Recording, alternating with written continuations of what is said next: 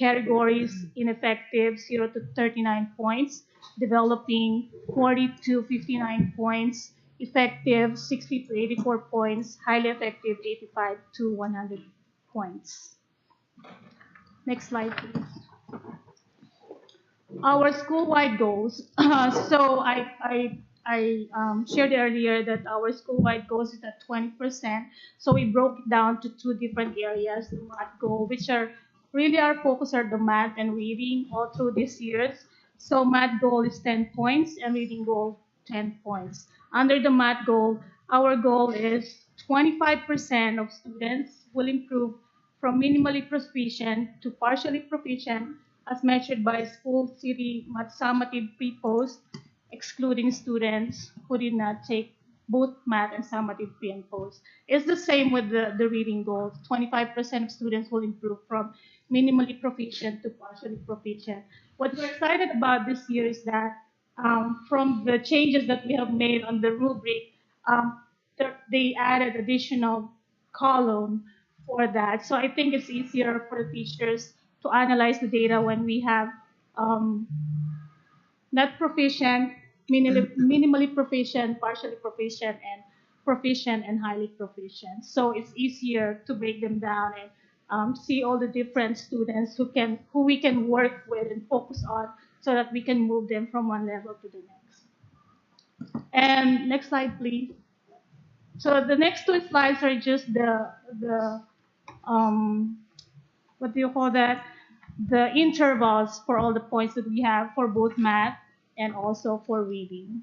But the main goal is the 25% of the students will move from one level to the next. Next slide, please. Oh, I'm done with that too. Yeah. Oh, next slide, please. Next, thank you. Our classroom goals is 40 points. So the first one is our achievement goals. So regular education teachers' achievement goals is 20 points, and the other 20 points I'm gonna discuss later on. So for our teachers, our goal is 50% of students will show 50% mastery by the end of the school year using multiple measures. School city, this includes school city, teacher made test. We have a new test, I think the Renaissance one, classroom test on three essential standards. Next slide, please. So our content shows three essential standards in each of their subjects, and we have added that on our report, and also this one that's showing is our interval or rubric for the point system. This is for regular ed. Next slide, please. And for exceptional ed, we have 20 points, and also for self-contained 20 points. For exceptional ed, I'm really excited about this one because we added a new rubric for our exceptional ed department. So for exceptional ed, students will demonstrate proficiency in any of the ELA or math essential standards as measured by teacher-made assessments and teacher-made performance rubric, which I just mentioned earlier, or 25% growth using a school city report. So I would like to give credit to my team at the secondary when we created our rubric, performance rubric. We have now a choice of using that or the school city that we will just piggyback on the general ed teachers. So I think as an ESS, we have, when we build the skills for our students, then we will be able to measure it better when we have our own performance rubric. And the next slide, please, will show you the breakdown of the points, but the following slides will show you the rubric. This is the ELA performance rubric.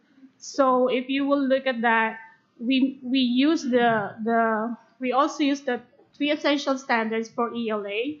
And so if you will look at the proficient, which is 75%, I'll just explain really briefly on how this works. So for minimally proficient, you will see that there are 4 bullet points. So the student, because at the resource, what we do is to develop the skills of our students. So when they go to general ed classes, they're equipped with all the different tools to learn what they're being taught in the content.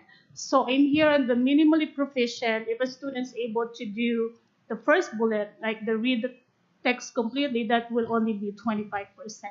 So the second one, if they can do two, that will be 50, and independently on the third one, three of those bullets they can do, then that will be 75% at the grade level text. That's what we're working on.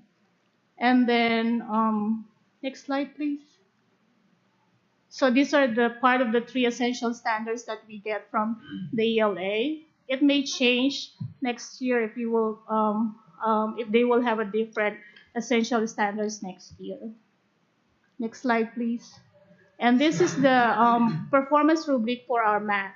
So because at the high school they have different subjects, so they have algebra, they have geometry. It's really hard to put all those essential standards in there. So what we do is that to build their skills, we just use the Arizona mathematics standards quantitative reasoning skills. So it's the same way. We have minimally proficient, partially proficient, proficient, and highly proficient. The same way that we're going to measure their performance or skill based on how many items or uh, how many elements of this they can do independently. Um, so I'll just give an example of the different bullets. So for example, the skill that we're measuring is identify the information presented in math problems. So that is, they can use that in algebra, geometry, and whatever the different math subjects that they have. Another one is convert information into mathematical forms. The third one is use the correct math calculations. And the last one is use the evidence to explain the answers. So if the students are able to do three or four, which we usually, we want them to achieve at highly proficient, these are the skills that we want to see. So when they go to general ed classes, algebra, math, or geometry, we want to see all these four elements or components so that we know that they can independently perform in the general ed without our support. I said independently, so without support. Sorry, really nervous right here. Doing great. Thank you. Next slide, please.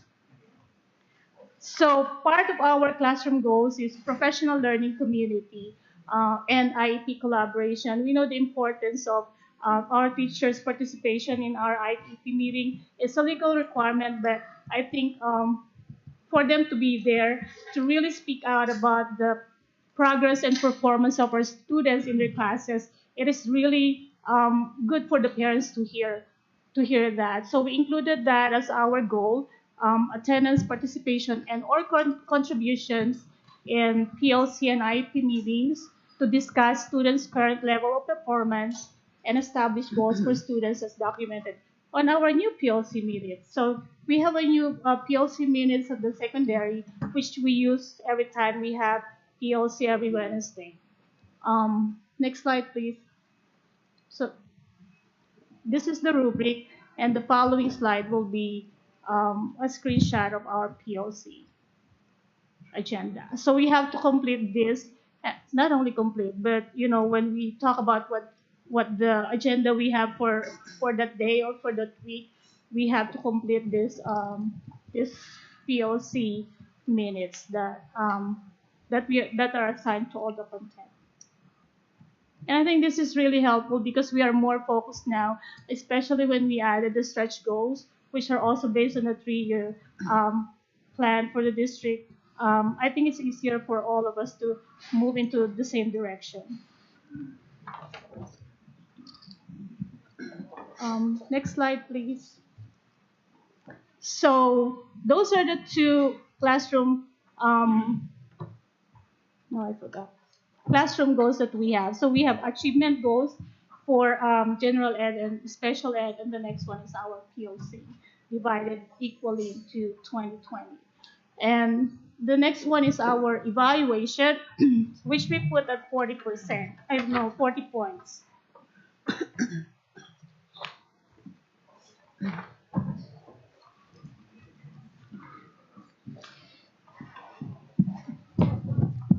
I'll just look at that one. Oh, wait. Can you go back to the last slide, please? Okay, so our evaluation is the same evaluation we've been using for many years. So domain one, planning and preparation. Domain two, classroom environment.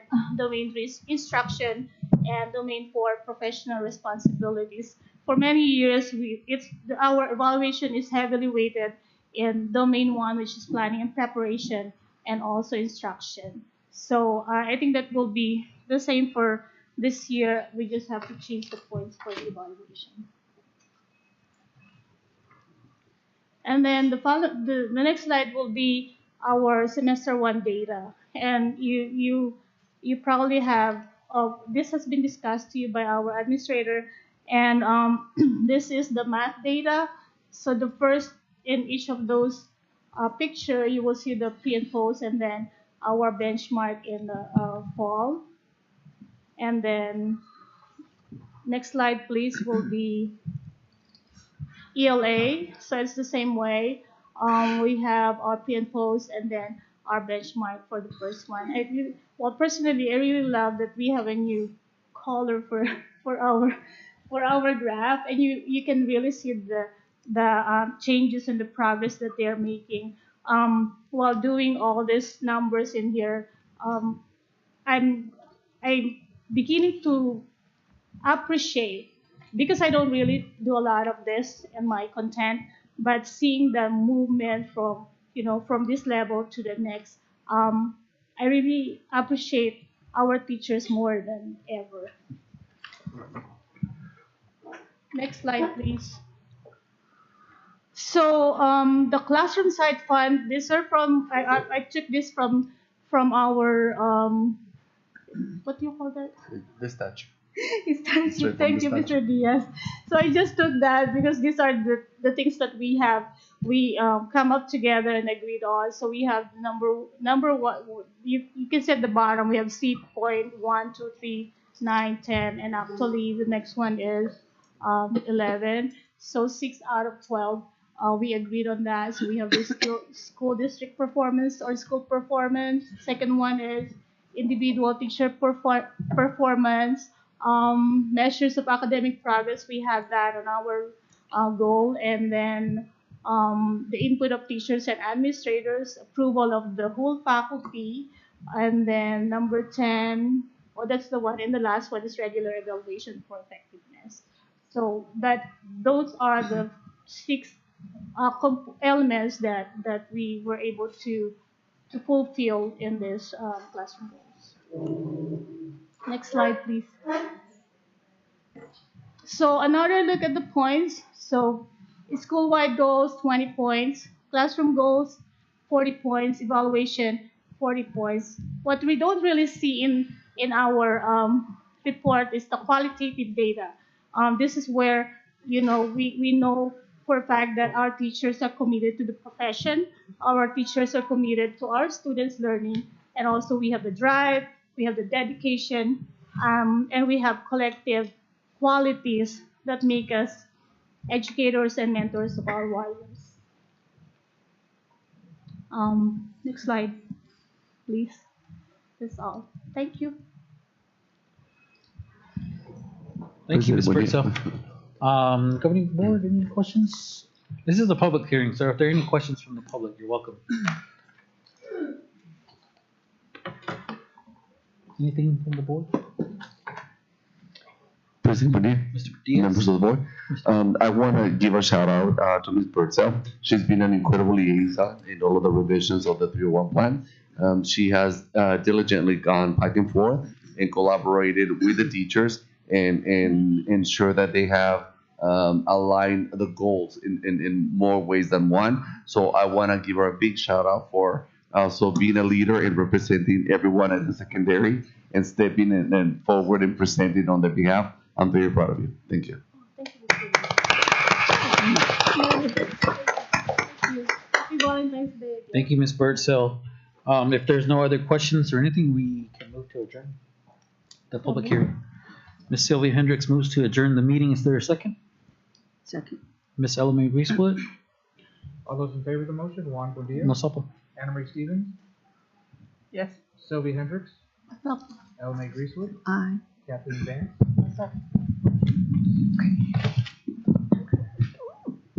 Alrighty, that'll conclude the public hearing for this evening. Does anybody need a couple minutes before 5:30? We're okay? All right.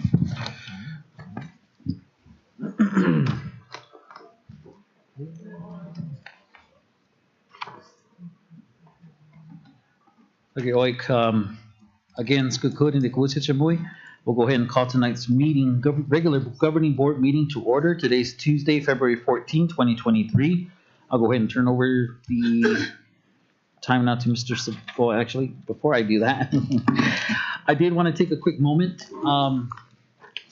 especially to address some guests that I invited as a board president, and especially on behalf of the board members, on behalf of the school district. I know that in essence of trying to make sure that we're 100% supportive and behind much of our student athletes and the services we're providing as a school district, I wanted to take a quick moment and acknowledge and address Mr. Joseph Meese here, along with the Baboquivari High School Lady Warriors for their efforts that they took part, and I was able to witness the amazing abilities. At this time, I'll go ahead and have Mr. Sabala conduct roll call, and then I'd like for them to assist us in sharing the Pledge of Allegiance for this evening, and we'll go from there. All those present, Juan Bonilla, Yandaha. Anna Marie Stevens, Here. Sylvia Hendricks, And hike it. Ella Mae Greasewood, Yeah. Kathleen Vance. Back to Coach Meese, whoever's here with you, if you want to take a moment and introduce anyone or say any words, and then you'll lead us in the Pledge of Allegiance, we'd appreciate it. Yes, thank you, President India and other board members, interim superintendent. I brought along with me what would actually his mother called her. It was a surprise. We didn't want to tell her because we didn't want her to back out. And she's a senior this year. Her dreams and hopes is to play at the next level. So we're kind of like talking about where does she want to go. I know she wants to play. So it is definitely one of my responsibilities to make connections with those coaches that are out there. Jordan is a senior this year. She's been with us for 4 years. Middle school basketball, so she did a little bit of middle school ball. And, you know, during the pandemic time, you know, it was one of the hardest moments for us out here on the nation because everything was shut down. Our facilities were shut down. So there wasn't a whole lot that we can do during that time other than just sit in the backyard and things like that, trying to play some basketball. So we came from a losing season last season to pretty much, I guess, you know, came out of the woodworks. We ended up second in the Super Region and ended up making it the first round. Played against St. David, or not St. David, actually Lincoln Prep. And then we went on to play against St. David, a team that we had lost to 2 times prior to playing in the second round of the state tournament. The first time we lost by 8 points, 30-38. The second time we met up with them, we lost by 10 points and 57-47. And I don't want to talk about the third game. It really was, to me, it was kind of somewhat embarrassing because I felt like we weren't really adequately prepared for that competition that day. And this is where the community comes in at, parents comes in at, is as a coach, I believe in success. And I believe that we have to show at least 90% or better. It's just like being on the job. You want to be on your job. After 36 years, I can tell you that you have to be on your job in order to be successful. And that's 90% or better.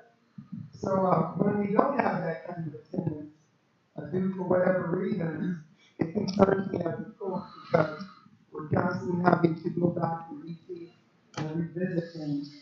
So they know where they stand, they know where the areas where they can certainly improve in, and that's one of those areas. So I do want to thank you, parents, for supporting these young ladies, our teachers, our administrators. I felt the love as I was reading all the things on social media out there. But I just want to say thank you because it means a whole lot. Yes, we are going to bounce back. Yes, we are going to get better. Yes, we have some younger ones coming up. And so just kind of look out for us. And I'm going to give a shout out to the boys team too. They are practicing right now, so they don't have a representative here today because they're trying to get themselves locked in. And when I say locked in, what I mean by that, it takes every single one of those boys to be ready. Okay, I'm not talking about trying to win the state title, but I'm saying that they are going to actually get in there and make it happen. If they don't, then it's okay. It's okay because every time that they win, we always have stability. You don't know that. And so they are there right now at the gym, and they're probably going to be there until 8 o'clock. So Friday, if you're not doing anything else, cancel all your appointments. I don't know if it's legal for me to say close the school. But be ready though. They're going to be ready. So I want y'all to be ready too. So they're going to leave Friday, actually Thursday. They're going to leave Thursday, talk about and get a practice in on Thursday. We're also going to have a Thursday morning practice. We call it a shoot around. So Thursday morning about 6 a.m. they'll be in the gym. And they're coached by some fine young men. A couple of graduates from Baboquivari High School, Evan Meeks Jr. and Roman Felix, both of them. And you know Felix last name, you know what they're notorious for having some of the greatest runners out here. So that's what they're doing. Please get out and support them. If you can, go to that website, log on, watch the game on too. Okay. So with that said, I'm going to turn this microphone over to Jordan Ramon. I do want to say something to you all. Thank you.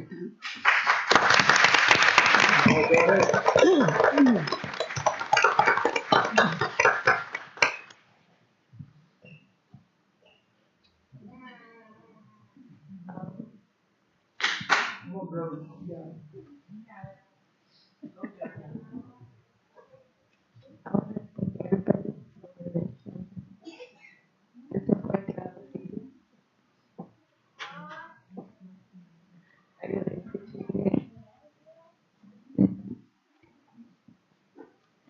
Thank you. Good job. And Coach Meese, Jordan, if you'll please lead us in the Pledge of Allegiance this evening, if you'll all stand.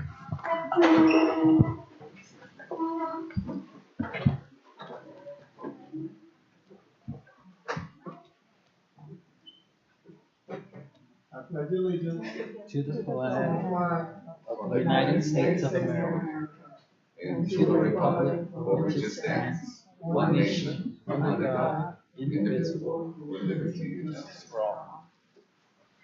Thank you so much. Go Warriors. You guys have done very great. So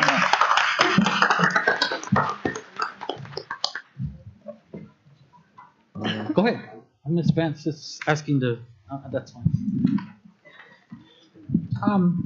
I'd just like to say, as part of my report, I did make a statement to all the coaches, assistants, parents, and overall supporters. Thank you for everything you do for the student athletes, from making sure they're on top of their studies, going to bed early, getting up early, late night drives from games, motivational talks, encouragement, and those never-ending drills. Our students are successful because of you. So I just wanted to say thank you to the coach, and then also I know Jordan doesn't know me, but I have been conversating with her mom for a few years now on her abilities. And this was when and it's really emotional for me because you're a senior now and you're leaving. You're going to get better at what you're doing. And even though you're amazing now, it's going to get better. But I've seen you grow from when you were a freshman. And I talked to your mom and I told her, man, you got to keep encouraging her because she has it. She has what it takes to make it.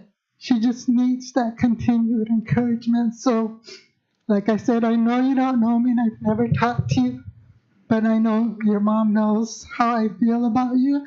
And when I see you play and she sends me clips, I just think you're just an amazing individual with so much talent and you're not afraid to drive that ball. And that's what I love the best is, man, you don't, that court is yours when you decide that it's yours. You make those decisions, you make those choices, and you run with it. And that's what I love about watching you play. So I really want to see you continue going to the next level like you want to. We're here to support you, and it's just amazing for me to see you play.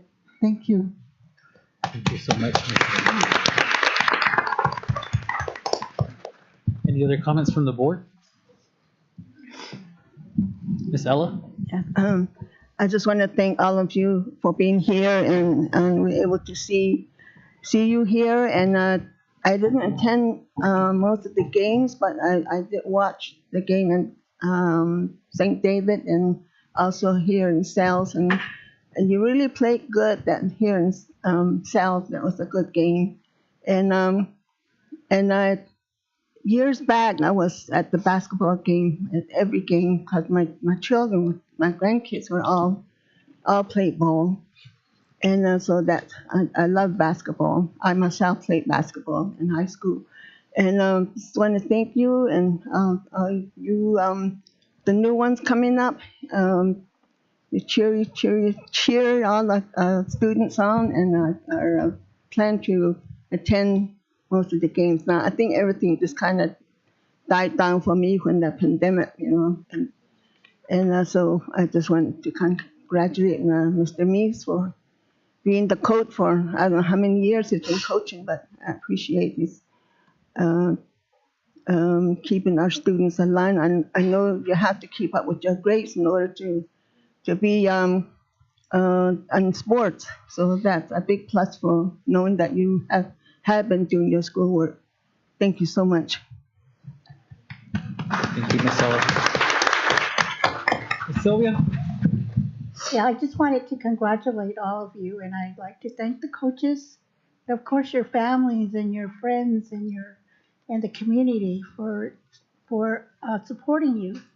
That's a big thing. I mean, I think that's what we all need is support, and I think that with what you're looking at for your future, continue doing that. You can do it. I think, like everybody that has gone before you, I think a lot of them, have gone on and maybe not completed what it's a challenge, and I challenge you to do that, and I challenge you to continue and be successful. So again, congratulations to all of you.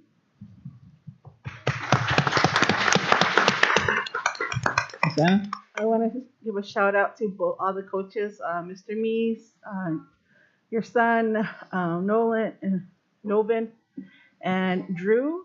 Without them, these students wouldn't be where they're at. They actually provide opportunities for students to thrive and grow, and you can see that.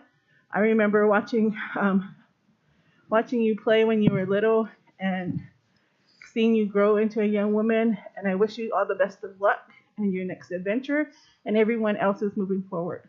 Good job. I apologize, Ben. I kind of hijacked the meeting because I do feel like this is absolutely important for us to be able to celebrate and show you that there is true support behind you from the community, from this standpoint, from anything that we're able to do in the community, our day jobs. I know that we've really taken a strong stance in being able to say that celebrations need to be across the board. COVID did take a lot of wind out of us as a people. And so, as much and where we can influence this type of, I don't know, heart, love, whatever you want to call it, it's so important to do. So, continue to do great things. I've known your mother. I can't believe that you're a senior because I remember when you were born. But here nor there, I think that's the beauty of life. It flies by, and you've really taken advantage of a lot of things. And I'm really, really proud of all of our students for taking life by the horns and doing what you need to do, because for an instance that we can come together and recognize those achievements, we should. And I really want this to continue. So that is the pledge, I think, from here on forward, as we continue to celebrate. So thank you.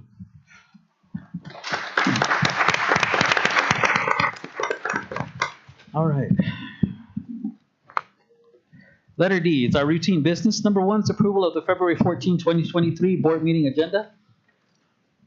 I wanted to, for consent agenda item 5, I'd like to pull it out of consent agenda.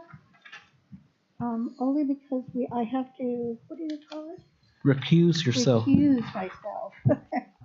And I think myself, both Anna and I have to recuse ourselves from that item. Motion, there's a recommendation, we'll call it a motion, to amend the agenda under consent letter I. Number 5 will be new action item H, number 12.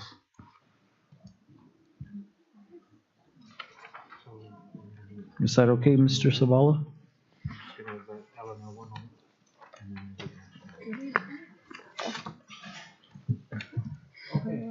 There's a motion on the floor to remove consent number 5, make action item now number 12. Is there a second? Second. I have a motion and a second to amend the agenda. Are there any questions? No questions? Go ahead, Ben. Sorry. All those in favor of the motion? Juan Bodilla. Masapo. Anne Marie Stevens. Aye. Sylvia Hendricks. Masapo. Melanie Brewster. Aye. Kathleen Van. Masapo. Okay. Motion carries. Number 2 is approval of the January 10, 2023 regular board meeting minutes. Governing board, if there are no objections, I request to approve also as well the January 10, 2023 organizational meeting minutes and January 12th special board meeting minutes as one. Is there a motion? Motion by Ms. Sylvia Hendricks to approve the minutes, and a second by Ms. Kathleen Vance. Sorry. All those in favor of the motion? Juan Bodilla. Masapo. Anne Marie Stevens. Aye. Sylvia Hendricks. Masapo. Melanie Brewster. Aye. Kathleen Van. Masapo. Number 5 is our call to the audience. There were no calls to the audience. For the record, we have no call to the audience. Without any call to the audience, we'll move on. Letter E is our information items, beginning with number 1, Baboquivari Unified School District Students of the Month. Mr. Diaz. President Padilla, members of the board, once again, it is a pleasure to celebrate this moment and put on the spotlight our students that have demonstrated exemplary work and exemplary behavior and character as part of the community. And at this point, I would like to get a principal for our month of night primary.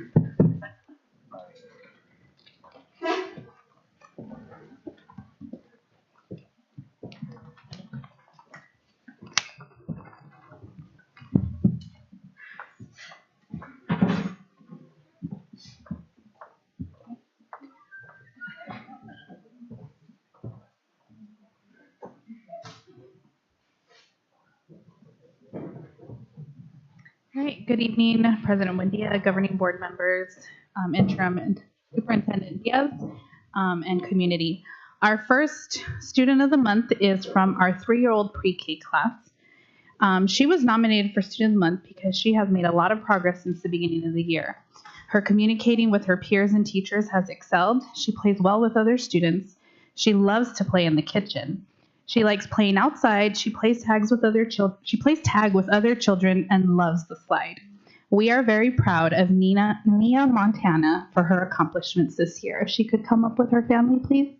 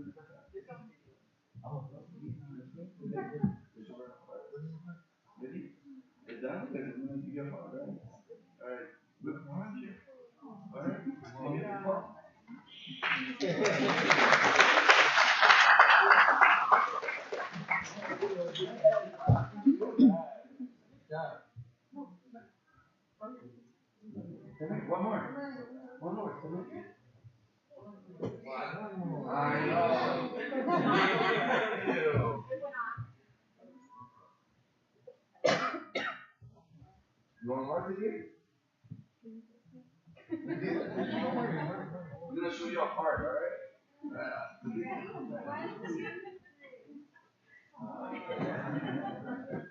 That's beautiful.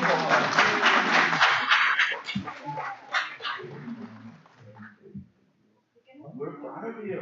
Man. Love you. Everybody here.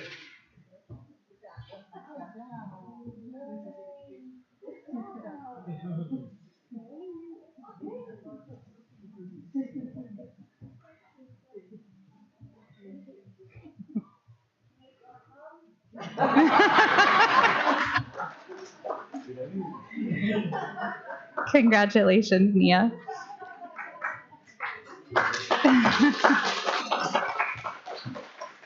Our next student is in our kindergarten class in Miss James's class, Falling Star Juan.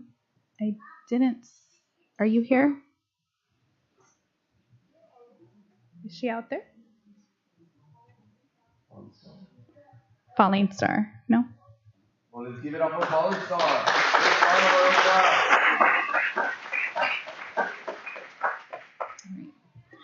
First grade, Laika Valisto. Are you here? I didn't see her. All right. Come on in.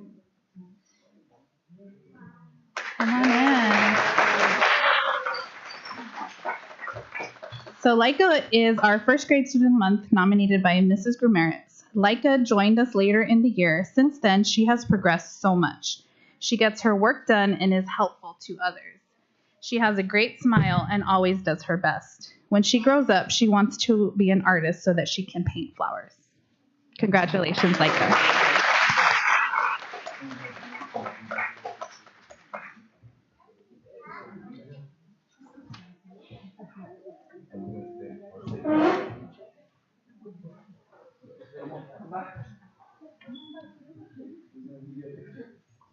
You want a heart? You want thumbs up? Or you want a back? You want a heart? We'll get you a heart. And you earn a heart. Ready? So we're gonna look at the camera.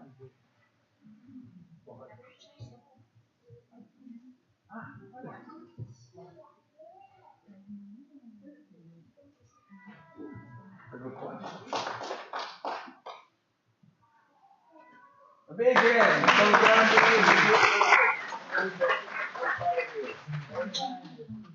Congratulations, Laika.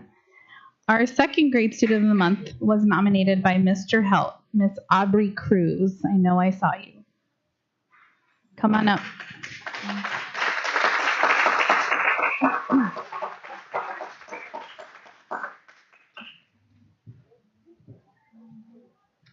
Aubrey comes to class every day demonstrating her great desire to learn and grow as a second grade student. She models kindness in her words and her actions and behaviors. Aubrey is always trying the best that she can. She is a model that students can follow both in actions and attitude. She works hard to complete her assignments in class and helps others do the same. She looks for ways she can help her fellow students if they need help or whenever they ask for her help. Thank you, Aubrey. It is a great joy to have you as one of Mr. Helt's top students, and we are happy to honor you at the January board meeting. When she was asked what she would like to be when she grows up, she wants to be a teacher or someone who can help people who need help.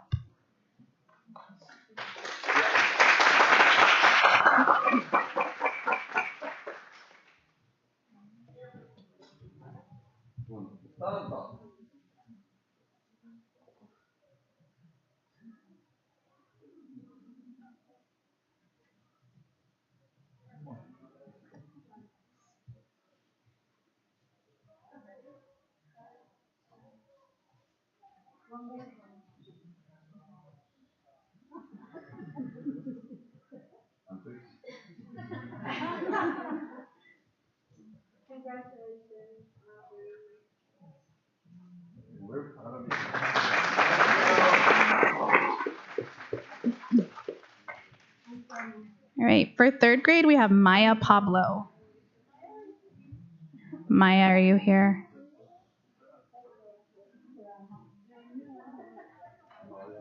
No, Maya? Let's give her a hand for Maya.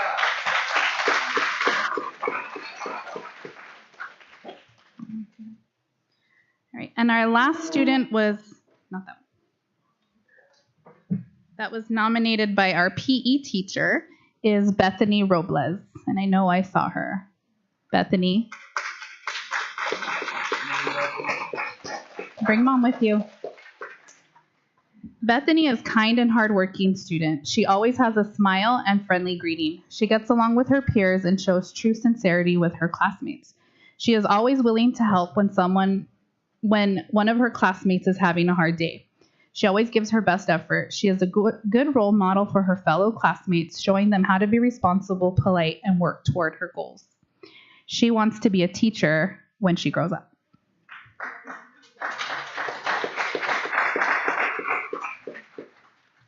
Too much love.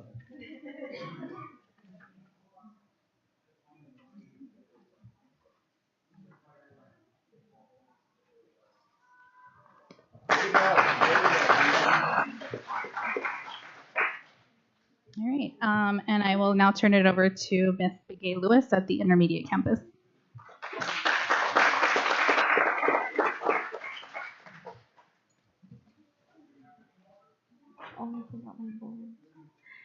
Good evening, board members and community members and Ruben, the superintendent.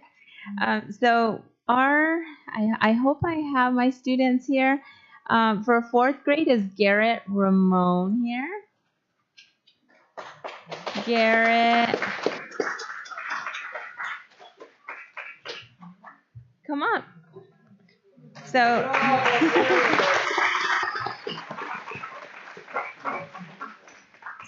Garrett's teacher is Miss Harrell. Garrett, Miss Harrell left a message for you saying that you are a wonderful and smart boy. He helps everyone all the time. He could be in the cafeteria, and if someone drops something, he is there to pick it up.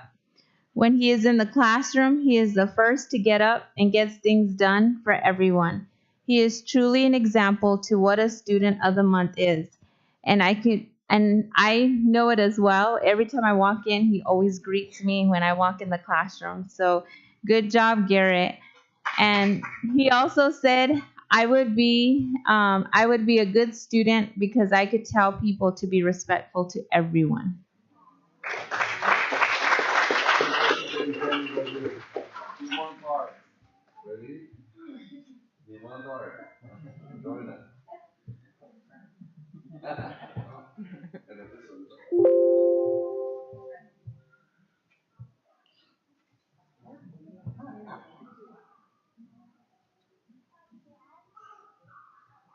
Congratulations.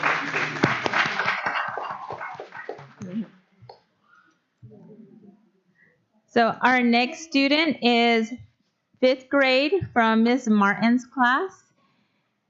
This student is Benjamin Valisto. Go Benjamin.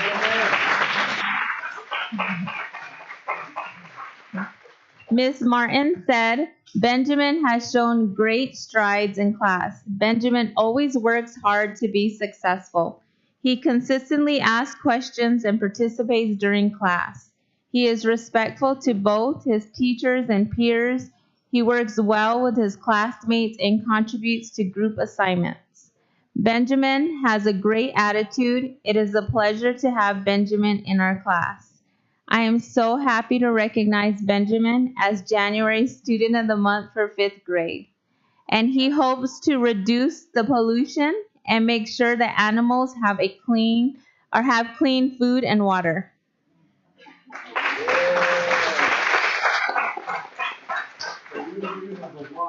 Number one, team number one today, all right? And all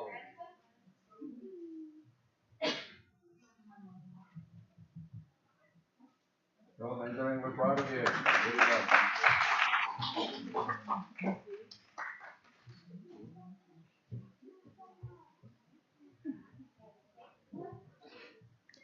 Our next student is Miss Roque's student, Miss Roque, Virginia Francisco.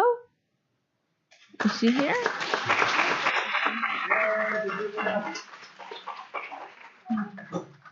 So Miss Roque said Virginia is a great student, very sweet and peacemaker. She loves to work with her peer group in class and show respect for others and her teachers by greeting them. She is a well-behaved student in school and is eager to learn new things. She will never forget to say thank you every time you give her something and say please.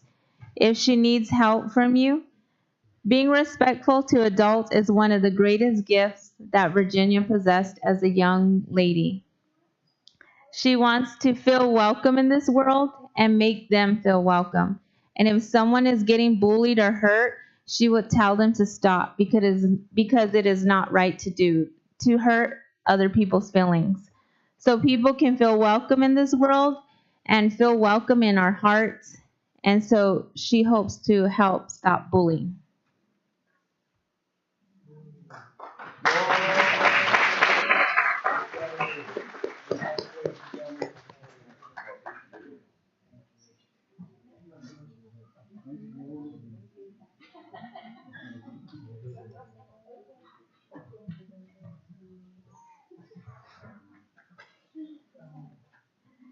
And we have one more from Miss Flanagan's class. Halo Chico, are you here, Halo? Well, I'm gonna read what Halo is nominated for because it's a big step that the 6th graders are doing. Halo was chosen for Student of the Month because his attempt to make his class kind and to spread the kindness on campus. When Miss Flanagan took over the class in 6th grade, they tried to implement Ben's bells after a class discussion. So Miss Flanagan's class decided to create their own Ben's bells.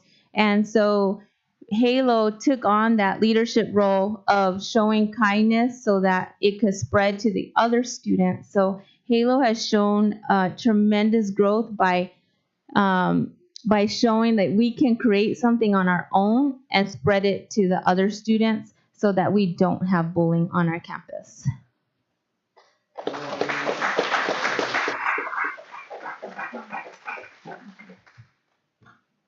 Oh, Miss Enriquez is going to come back from primary. Thank you.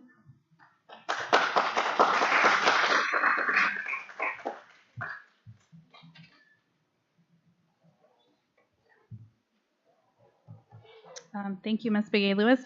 Falling Star Juan has arrived, so if you could please come up with your family.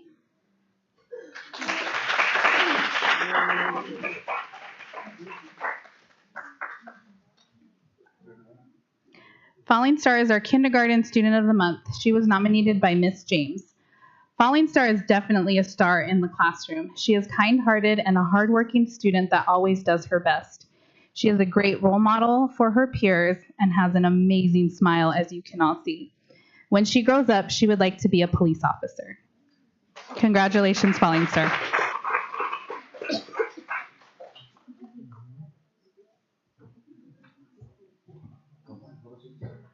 Can we have the rest of the family come up? We're gonna do peace. Family, you're part of her support. We need you all. We're gonna show peace. That's what she wants. Right?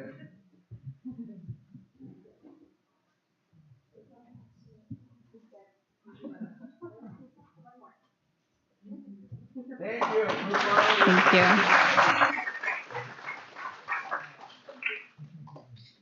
All right, Ms. Sudan?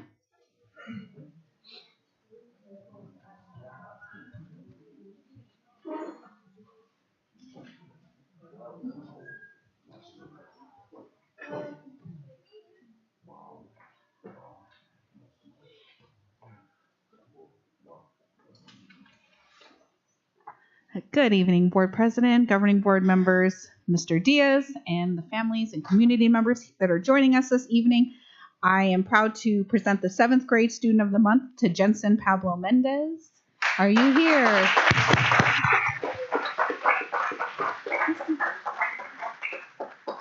The 7th grade team names Jensen Pablo Mendez as the January Student of the Month. Jensen's mom is Tifana Pablo, and his older brother is Jared Thomas. Jensen is a strong student with exceptionally good attendance. He is a musician playing the drums and Waida. His favorite classes are Avid and Social Studies with Miss Dalton. After graduating, Jensen plans on going to college to pursue his current career ambition of becoming a writer. Keep up the good work, Jensen.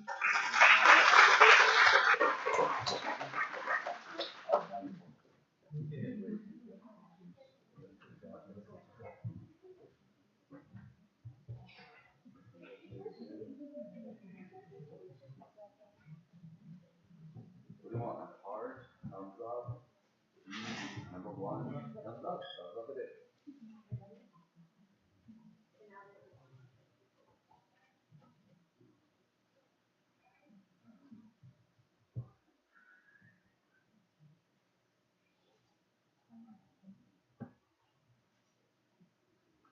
You did it.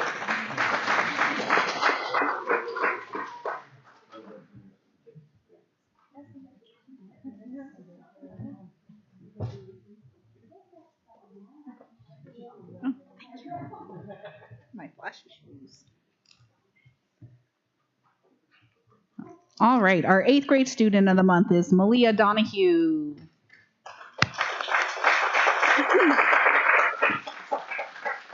The 8th grade team names Malia Donahue as the Student of the Month for January. She is the daughter of Rochelle Donahue. Malia is not only an excellent student with excellent attendance, she is also an athlete playing volleyball, basketball, and softball. She has no favorite class because she likes all of her teachers equally.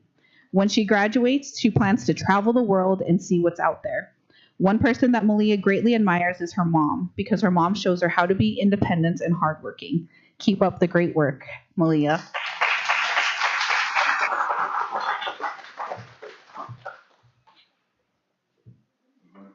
And Malia's family, come on up for a picture.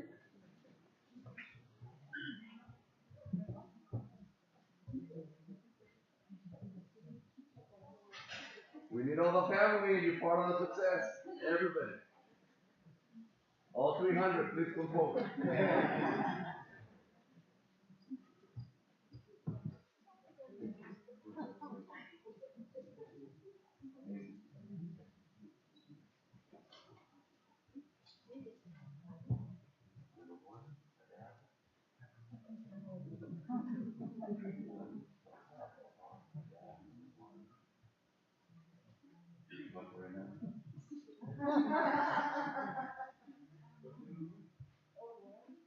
Number one, student number one. All right.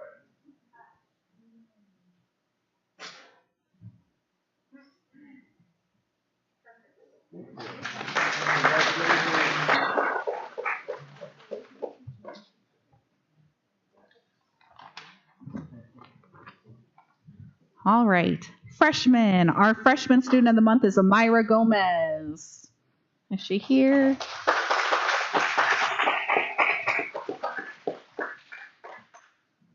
All right. Amira is the freshman class Student of the Month. She is the daughter of late Teresa Thomas, and her guardians are Tina and Ronald Bernal. Amira is an excellent student. She is also an athlete running cross country. Her favorite classes are Avid and biology. After graduating, Amira plans on going to college. She is considering attending Arizona State University. Amira would like to thank her family for their love and support. Congratulations, Amira.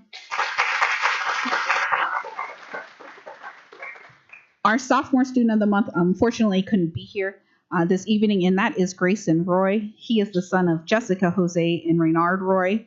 Grayson is a solid, hardworking student with good attendance. In class, Grayson is diligent, responsible, and helpful. He completes his assignments and turns in his work on time. Grayson enjoys being creative and likes to draw kachinas with very fine detail. He is always respectful to his teachers and ready to learn. You're doing a great job, Grayson.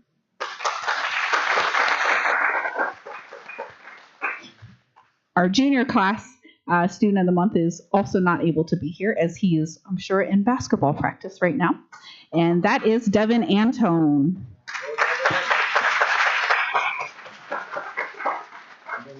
Devin is the son of Diana Antone. He is a strong student with excellent attendance. He is an outstanding athlete participating in cross country, basketball, and track and field.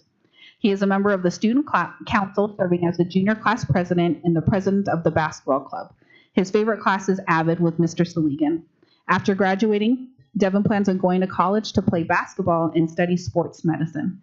Devin is grateful for his faith in God and for the support of his family. Congratulations, Devin.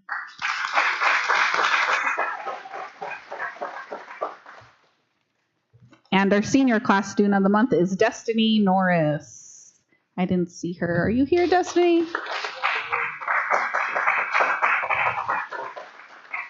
Destiny is the daughter of Lavina Lopez and Dwayne Norris. She has good attendance and is very active on campus. She is a student athlete playing volleyball with the Lady Warriors. She is a member of the student council, serving as the vice president of the senior class. Her favorite class is photography with Miss Lopez. After graduating, she is open to attending college. Destiny is considering attending the Institute of American Indian Arts in New Mexico. Her current goal is to become an artist. One great person she greatly admires is her grandfather, Keith Norris, because he is a great artist and teacher. Congratulations, Destiny. All right, and I will pass it over to Mr. Fox.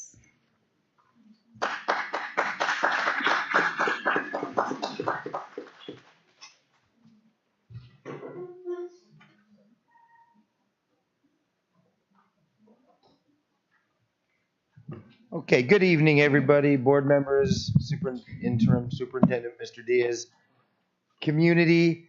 My name is Barry Fox. I am the principal of Waugiwok Si Umachad Mash Chamakut.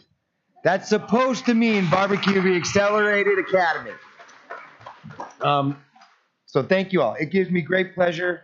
I look forward to every Tuesday, every fourth Tuesday, whatever it is in February, because I get to stay up late and I get to do this.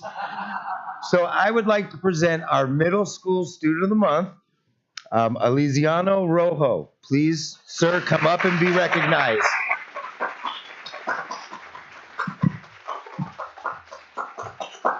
Come on, you show some excitement like you do in Edgenuity. Okay, as you guys can tell, Mr. Rojo, shake my hand, brother.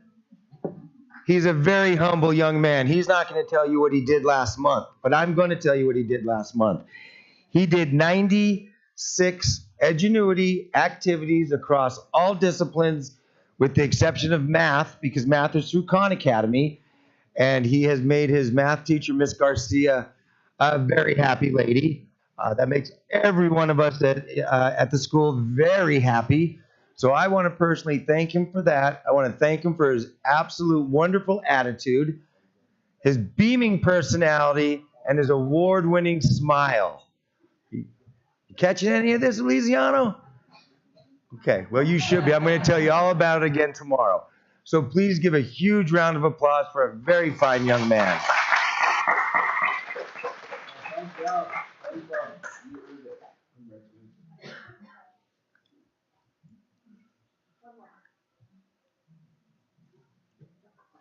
Thank you.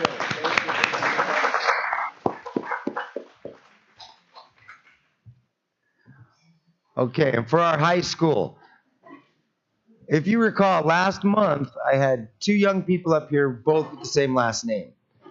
The only reason there probably wasn't three of those young people up here with the same last name because we didn't get this guy yet. But Avery Leone, come on up, please.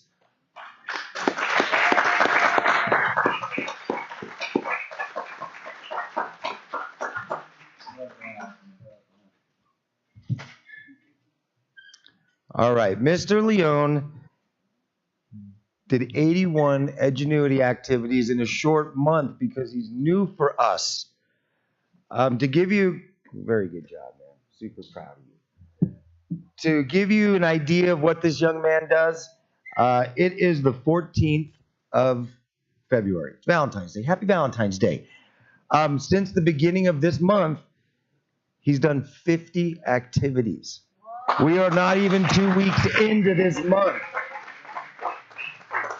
And he has gone above and beyond what he needs to do in his math class as well. Again, that we run our math in Khan, so it's a little different. But he is, the best way I can say it is he's blowing the doors off of Edgenuity and Khan Academy. He is always on time. At lunch, the young adults go to the field. We go to the field. He's always back on time.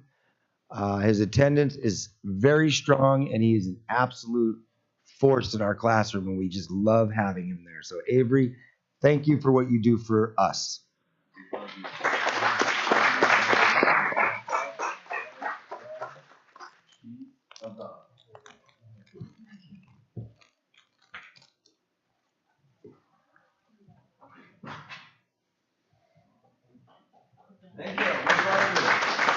Thank you all.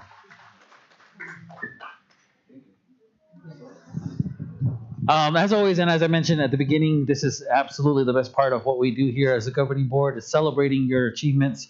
We definitely want to thank all of our parents, all of our support systems that everyone has here in order for them to be able to succeed. Thank you so much for what you do. Without you, we wouldn't be able to do what we do, nor would our teachers. So keep your kids in school and definitely do encourage them as much as you can. Thank you to our administrators and everyone else who keeps the lights on. Thank you so much. You're welcome to stay. We are going to have a presentation from the Baboquivari High School Student Council, which will be interesting. But otherwise, we appreciate you so much. Thank you so much for being here.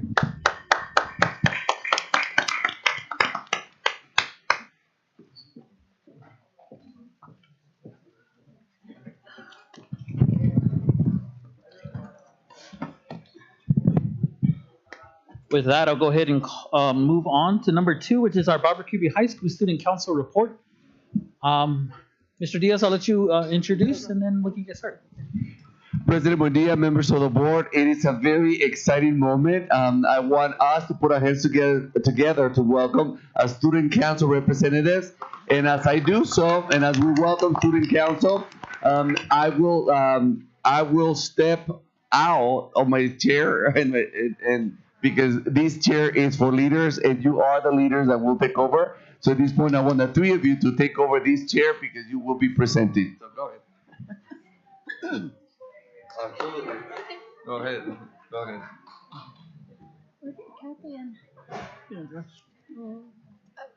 You can pick up the mic. You can take off the mic. Yeah, you can take it out. Hi, good afternoon. Good afternoon. Hi, school board members. Hope you're having a good day in the audience. My name is Jessica Ortega. Aniap Jugik Jessica Ortega. Gumho Amjuk Pantak Strukdog Jukshan. I'm part of the student council. I'm the secretary for freshman class. Student council is a diverse group of individuals, and let's see.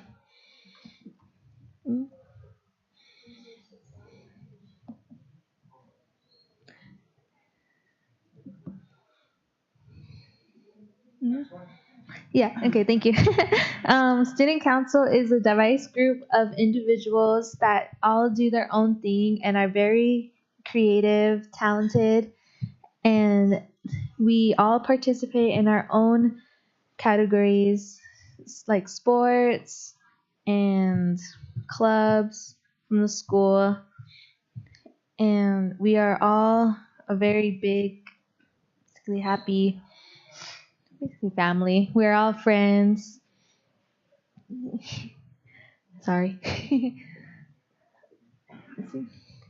Some of our student StuCo activities that we have done is StuCo meet and greets, the EGs that was in the beginning of the year, meeting with the superintendent for the monthly, StuCo leadership conference at Marana High School, the RCA House Selection Day, Spirit Week for all four fall sports, and Pep Assembly for all fall sports. Sorry. Spirit Week for homecoming, the court meet and greet and basketball tournament, Pep Assembly for homecoming, homecoming tailgate, senior night for football and volleyball, community service, school garden dam project, and campus cleanup, Natural High Spirit Week, drug prevention, the Halloween festival, my favorite, RCA visit, Miracle on Main, Christmas Spirit Week and winter sports Pep Assembly, senior night basketball, hoop coming, basketball and Spirit Week, and recently the Recharge Conference at ASU West.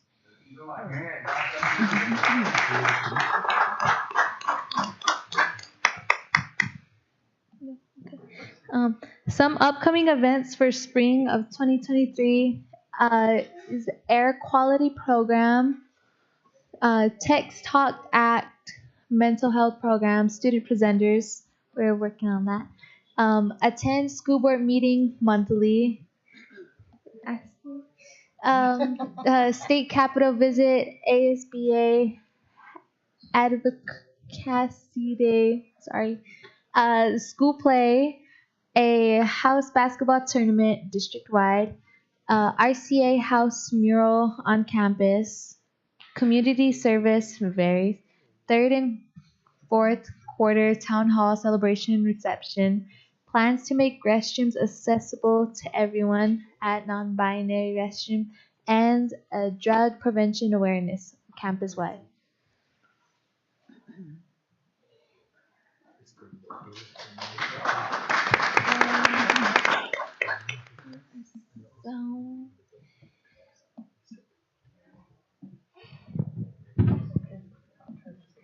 Good evening, everyone. My name is Sequoia Ramon. I am a senior at the Baboquivari High School.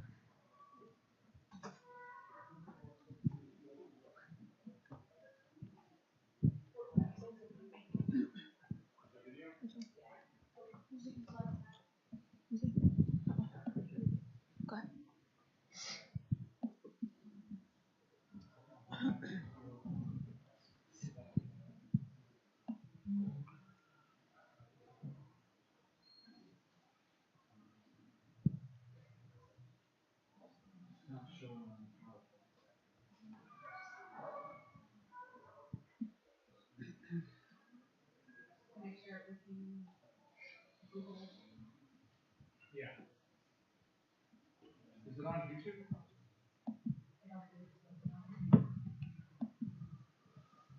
Where would it be available?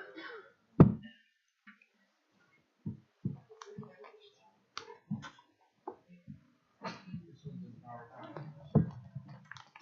Share with the tech support now. I did both. Both has to approve my sharing.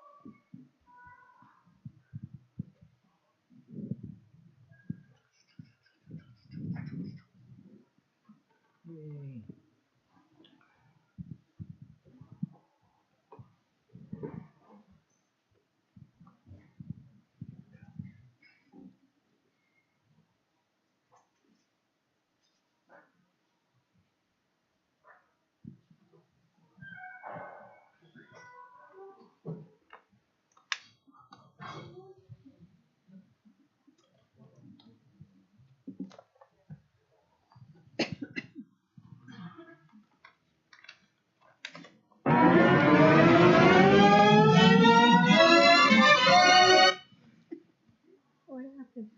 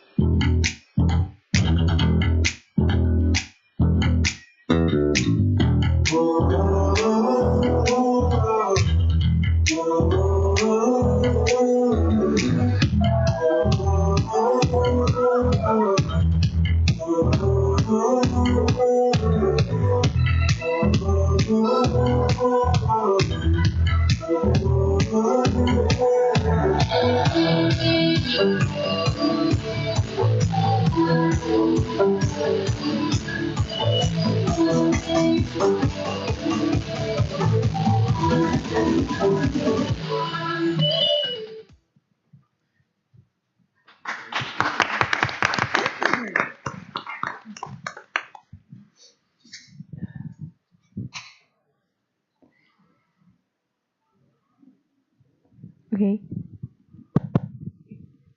As I was introducing myself, my name is Sequoia Ramon. I am a senior at the Baboquivari High School, and I am also the senior class secretary. And at this moment, I will be asking several questions. You are all free to answer. But if you will keep your answers under a minute due to time. Um, Yeah.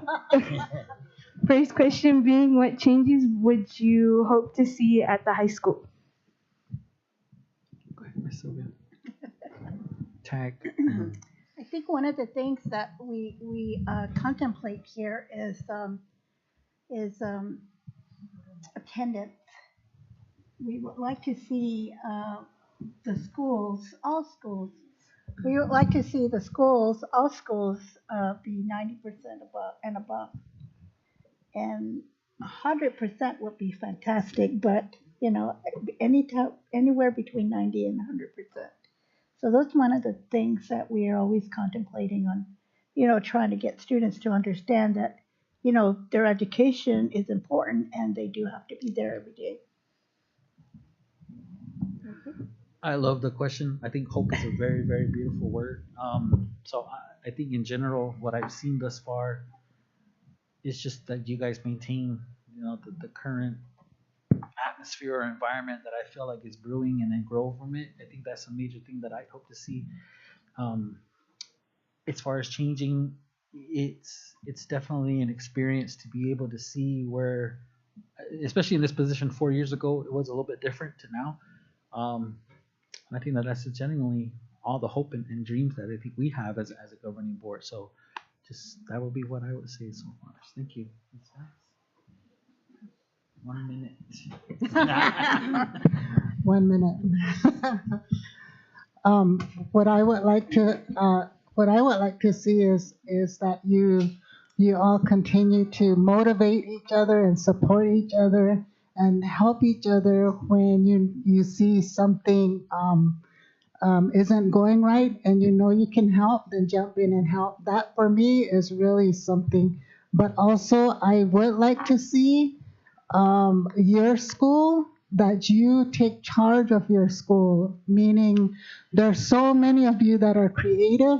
The murals, look at the murals, the site at your school, how you guys made the little areas to rest in. I think that is so cool. I mean, I think for you guys, for you to understand that it's your school and you have the stucco, you have the ability to make those changes and to motivate your peers. So that's what I want to see.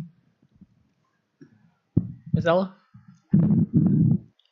I also always trying to at our meeting that we talk about attendance all the time.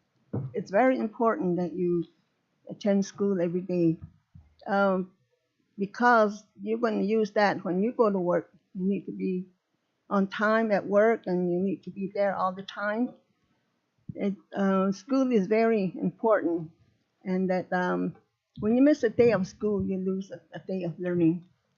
And I always instill that in my kids, and so that's where I'm coming from. And I mean, to me, there's changes going on now that that you students are very active. I like to see that, see all that interaction with your school, your classmates, and so just like to have that, keep it up. So thank you. Miss Anna, the question there, 100-minute response for them? I just love the energy. When I went through the PowerPoint and seeing all the different things that you had in place, I want to shout out to your teacher for helping you with some of those things. Also, just moving forward and trying to implement more activities to get students involved and bring up the school spirit. I think that's a huge thing, but thank you for all your hard work. Next, is there a next slide? Did anyone attend Baboquivari High School? If so, what did you feel was lacking at the high school that is still needing now? Go ahead, Anna. You can start us off. I kind of attended Baboquivari off and on, but I would have to say more classes that are college prepared ready classes. I think those are things that you could work on. Some of the more courses as far as like hands-on experience classes or courses that could be taken. Opportunities to do like internships or working with the community. I think those are huge things that could be implemented. Miss Sylvia? Did I attend BHS? I definitely did. Yeah. And I actually, this is going to tell you how old I am. I graduated in 1973 from Baboquivari High School. And that's when Baboquivari High School was over there.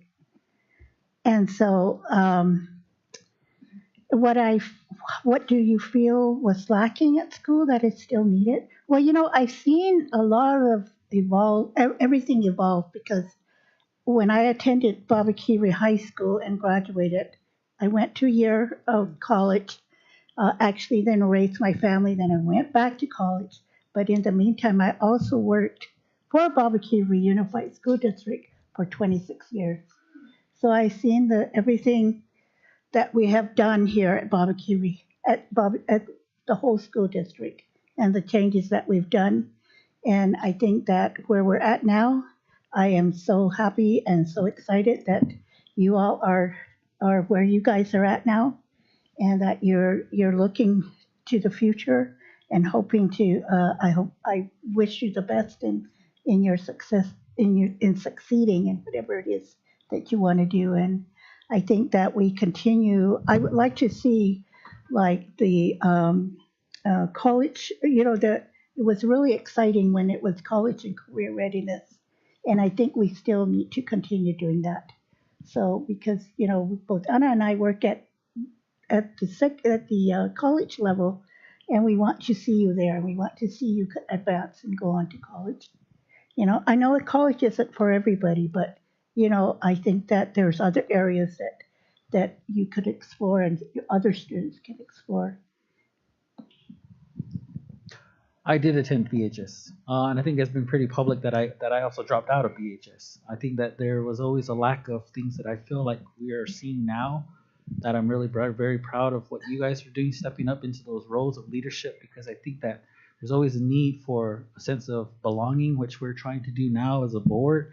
By you guys supporting the house, the Baboquivari system is I think a very good step in the sense of trying to bridge those things that I feel like we're missing at the time.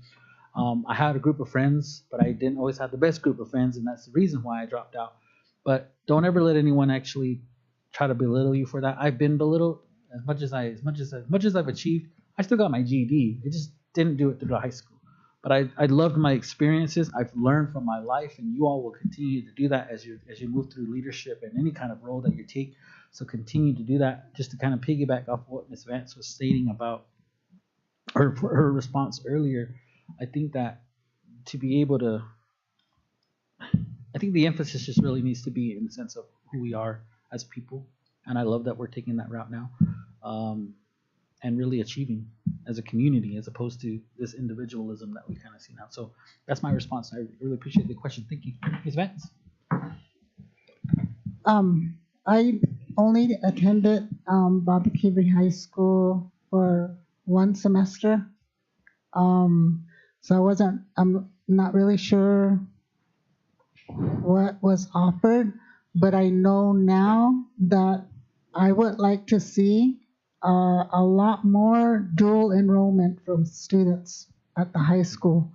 So that, going on to get those credits and being TOCC is just right down the road. And so you could graduate with your high school diploma and have a degree if you started the dual enrollment, like say your freshman year. But that's something that you guys could do to help your peers, those of you that are the upperclassmen, to encourage the younger ones to already start looking at dual enrollment. Miss Ella? Excuse me. I didn't go to school here, but I have two girls that graduated from. Can you pull the mic up a little bit to your high school, and I have 7 grandchildren that graduated from there. Now I have great grandchildren going to school. So it really has grown, because when I moved here, they just had the school over here at the elementary, and later on this was built, and but there was no high school. The kids go to school there, then move up. That's how it finally became a high school. So there's I am trying to get involved with a lot. I'm just now barely getting started, like visiting the classroom. So I hope and get more into it, and just encourage other students to like their school. Thank you. Thank you, Ms. Aaron, I think there's another. What are your thoughts on the RCA houses? Maybe. I love the idea. It was a great opportunity for us when we went to RCA and learning about what's implemented. You can definitely see progress and change that's happening with students because of going to RCA. I had the opportunity to go visit the intermediate school, and I was blown away by the interaction that they had and the excitement that teachers had and the love of learning that students shared while they were there. And I was telling the group when I went to go do the visit, that you're going to see all those students who are currently in middle school and primary move up and have that and move with them to the high school, and they're going to have this enthusiasm of loving to learn. So I like it. I really appreciate that we had the opportunity to attend, and not only did we, but also you as students, so that you can see. I think it's a great concept, and I think it adds to your learning. I think it makes you want to learn because you're having fun doing it. It I enjoy watching everybody jump. I can't like jump around and like I used to, but it's exciting to see all the kids jumping around and Ruben jumping around and dancing. I love dancing. I used to dance pretty good, but I don't think I can do it anymore. But I love watching people dance, and I think that's exciting. So I think it's a great addition to our school district. I kind of led into this, but I really truly do appreciate that Mr. Diaz is out in the community now advocating for this to be sort of a communal effort, because it really does provide for a sense of leadership and connectivity, even belonging for some kids and some parents that actually probably need some motivation to get involved. And I think we've always trying to look at different ways to get everyone involved in education. Telling you to be at school is one thing, but if we don't get your parents to also agree that you should be at school, then we're not going to succeed. As much as everyone wants everybody to be at school, reality is there's not much motivation for school, and that's not fair to say that's your job, your responsibility. So I really, really like that we're thinking outside of the box in the sense of trying to invite other entities outside of the school to participate in the Baboquivari or the RCA houses, because it also lets you guys see someone out there cares and someone else wants to see you succeed. So that's what my thoughts are. So thank you. I guess my thoughts on the RCA houses are it helps you feel a belonging to those that are in your house, your families, or and when you think about like the like say my house is altruismo, and that's the house of givers. Shout out! But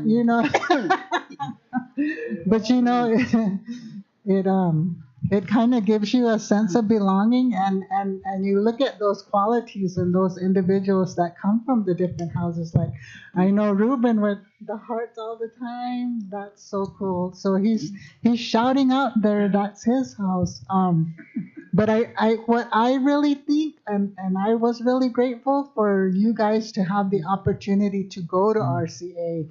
That's what I really, really makes me inspired, because now you guys see what could be at the school, how you could make those changes, and how motivating it is for teachers to be motivated to teach you. So you guys see that too now, not only us as board members, but you guys as students, to see that there can be a difference in learning fun. So I really like the thoughts of the houses. Stella? I too support RCA, and I think it's motivating our children in the classroom. They love to go to school. Because my granddaughter likes to go and do things and exercise, and I also saw that when we did a walkthrough and how the students are really using it. When they jump on the chair, and when during the question and answer, and I like that, and so I fully support this. Thank you. Mr. Bates?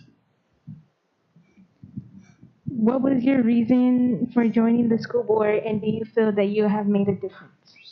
1 minute, go.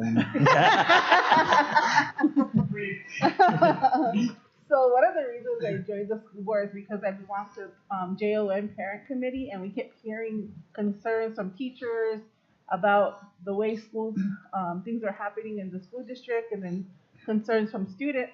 And so I wanted to make change, and a lot of it was making change and thinking I can come in and change everything. But reality is we do have rules, and so it was a learning lesson of coming in and understanding there are rules that are in place. But I do feel that we've made a difference. We have made some changes, and it has been, this is my third year, and I'm still learning. I think that first year it was definitely a learning curve and understanding the process, and also just hats off to what superintendent does, and also the principals and anybody who's running a school and understanding those systems that are in place. I think my reason for joining the school board is I love education. I've been in education for over 50 years now. And so from going to school to working for the school district to working for another school district, and then also being on the school board. This is my 20th year on the school board. And so when I got on the school board at that time, there was a recall on some of the board members at the year that I got on in 2002, I think. And so I was asked to run or to put my name in, and I did. And plus that I had children and grandchildren also going to school for the school district, and all the students that are attending the school district, and hoping, because I know that they all have the capability of being successful in whatever it is that they want to do. And I wanted them to have that opportunity to be able to express and learn like everybody else throughout the country, throughout the state, throughout the United States, and throughout the world. So you all have that capability, and I just wanted to make sure that we, the school district, were giving you that opportunity. Majority of the reasoning, I know for me definitely was my experiences, and the experiences that I could see from the outside. As Anna has stated, there's a real difference when you get on this side of the table. It's a lot of a learning curve. But what I really do appreciate is the ability to be able to work with these fine individuals at this table and everything that they bring to it.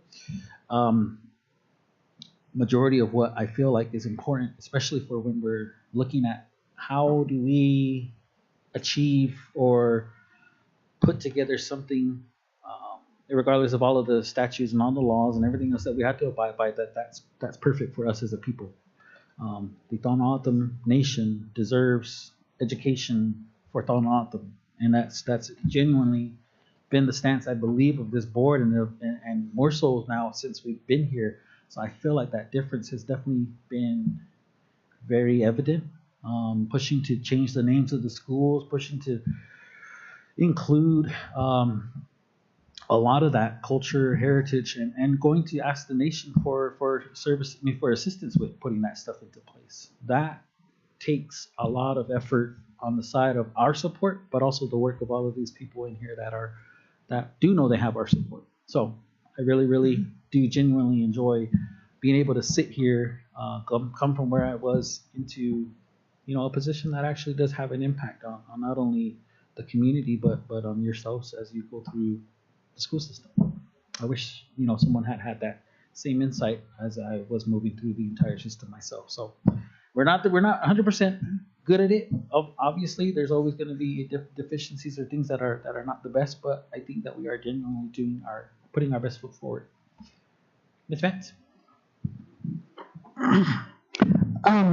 The reason I joined the school board was because I was on the Johnson O'Malley program too at the same time Anna Marie was on. And I was encouraged to run for the school board because there was a sense of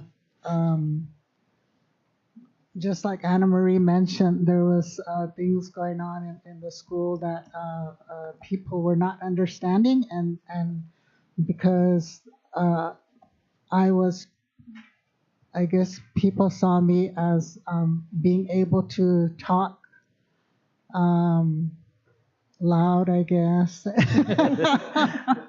and not be shy about saying what I needed to, or bringing up things that needed to be shared. So that was one of the reasons, was that encouragement. But I also asked my own children if that's what they thought I should do, and they all encouraged me to join the school board.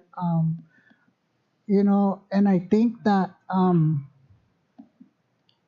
I feel that I've made a difference, and I know we've made mistakes as a school board.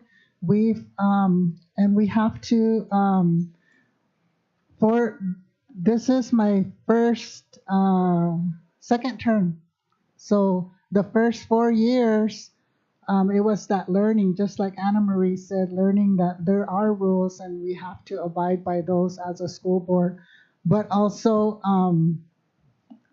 the feeling for me, I wanted to make sure that our our schools are giving the education to the students that they need to be successful when they leave the school.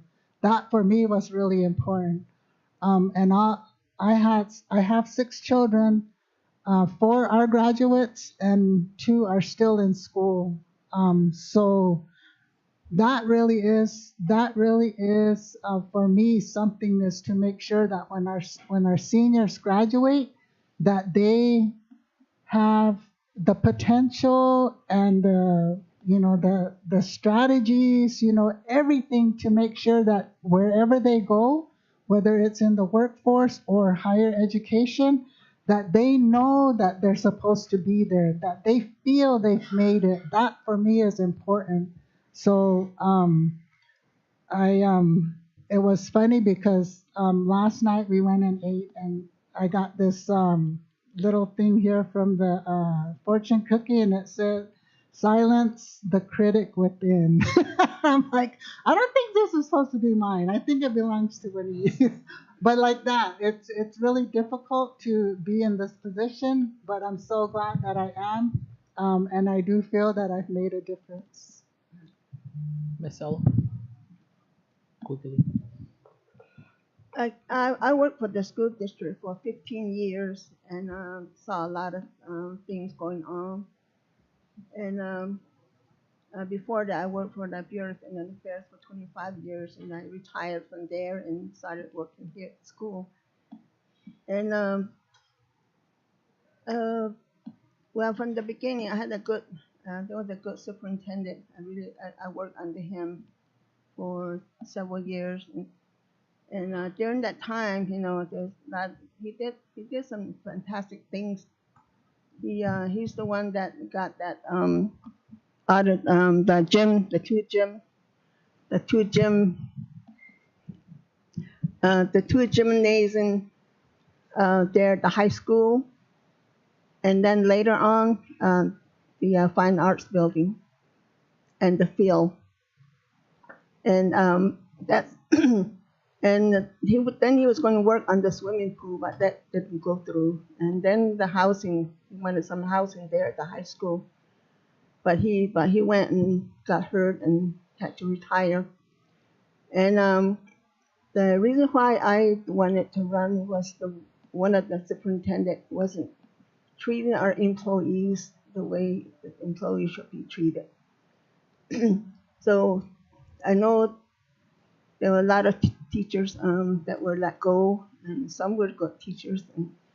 But that was my reason for running for school board. So, and I've been on there since 2014, I think. So that's my reason for going for being on the school board. Thank you, Miss Ella. Thank you. There is one more question, but I'm going to ask only one board member to represent to answer the last question. so we can also celebrate. Go ahead, Bates. What message would you like us to take back to our student body? Ms. Vance, I nominate you.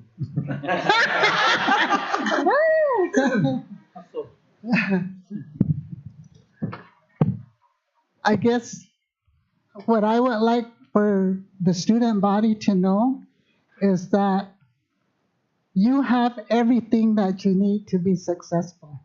Everything you need to be successful, you carry that with you. Tell all the students that, take care of themselves, take care of their families, and take care of those that take care of them, because they want to see you succeed too.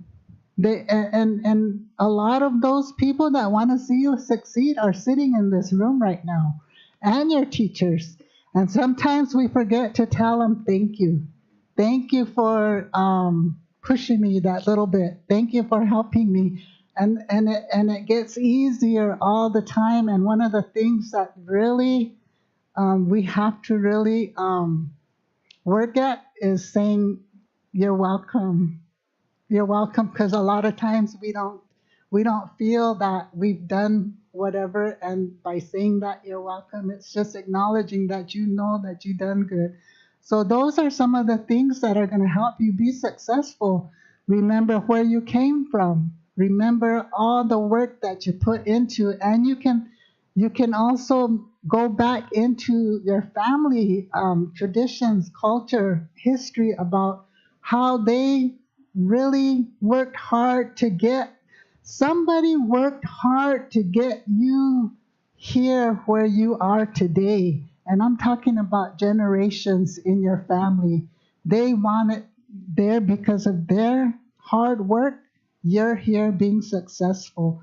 So it's not just now, it's because of years and years and generations of people that want to see you succeed, and to know that you are loved. That's one of the most important things, is that you're loved and people care about you and people want to see you be successful. And you have to put in that work too. Not only are your teachers there for you to give you instruction and to help you, but you have to also put in that work. And those two combinations is going to get you anywhere. And read, and laugh, and have fun, and love. Thank you.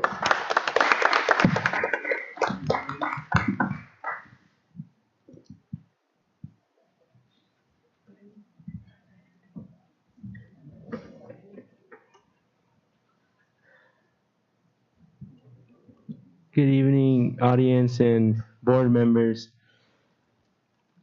Jugi Uriah Lewis Kamu Amchak Wagyu Junction. My name is Uriah Lewis and I am from Baboquivari District. I am part of the student council and I am the freshman class president. One of the things that we are planning, that is in the planning stages, is to have at the end of the a celebration at the end of the year to celebrate the end of the school year, is a basketball tournament between all the house colors against. We are planning it. It's still in the planning stages, but we plan to have everybody to come out and attend it to support their house colors and support us. There will also be house color activities there, and it will also be available from the primary and the intermediate and to adults to play. There would also be a different category for the adults to play. Cool. You need to coach. And board members, we would like it that if a day you would come to lunch at our campus to examine our campus and to speak with the students and to have lunch with our students. Challenge accepted.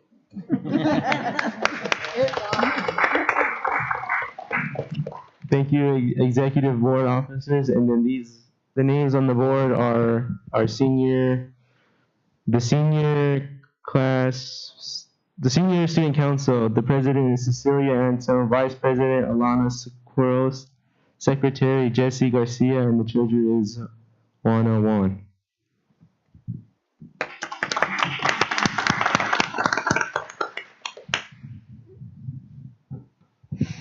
Let's show them our love. Come on. This is their first presentation, and I am very grateful, representatives, from being here. I'm very grateful also for Ms. Brewster for your leadership. The ability now of the future leaders asking questions to our leaders, and the ability to now put us on the spot. They put me on the spot for about an hour, so thank you. And I went exactly what you went through. I'm still sweating of the experience. So President Wendy, it was a pleasure bringing the student council. Thank you, Ms. Brewster and Ms. Sudan, for also opening the doors. And we look forward to see the spring how you're gonna finish strong. Back to you, President Wendy. They ran out, but I just wanted to definitely thank Ms. Brewster and the student council and all the students at BHS or secondary campus. Wagyu, mashimakut. I know that genuinely we really do appreciate that you guys would take the time to come. I know that many of the times the stuff that we deal with isn't something that people feel like, it's important to them. But I always tell everybody, go to your community meetings, go to your district meetings. All of that stuff is important. It all impacts you somehow. So I really appreciate the challenge of getting us to your campus. I definitely want to take that opportunity and accept that invitation. And I hope the rest of the board members will either join me or make some time on their schedules to do so as well. You guys are doing it. You guys are leaders. I've said this to any student or any individual that I've come across now is you're not future leaders. You're leaders now. You are leaders, and you are showing exactly, everyone else that's watching you, little brothers, little sisters, nephews, everyone coming up in the community sees when you do and copies what you do as the same as it goes for when you're doing bad things. So keep it up, and I really appreciate that you guys came tonight. Are there any other last words from the board for the? No, I just had a question. Did you want us all there on a specific day or just to pick a day? Because if we're all going to be there, actually Ben has to post it. So that's one of the rules that we've learned. Rules aside, don't hold it. We'll make that notice. If you want us all there, that's fine. Perfect. Okay. I also want to just thank Miss Brewster for everything that she's doing for the Stucco class. All the support that they're getting, not only as the Stucco, but on personal levels. I know that a lot of the students look to you for advice and support, and that really means a lot. So thank you for everything that you're doing for all of our students. I also want to say thank you. I think you're doing a wonderful job with also getting students to get exposed to college or different opportunities, and taking them to different field trips. My son has attended some of those things, and his friends, and they always share like how it's been a wonderful opportunity for them. So thank you for all your hard work. Anything, Ms. Ella? Thank you for coming. Thank you guys so much. You're most welcome anytime. Please come back.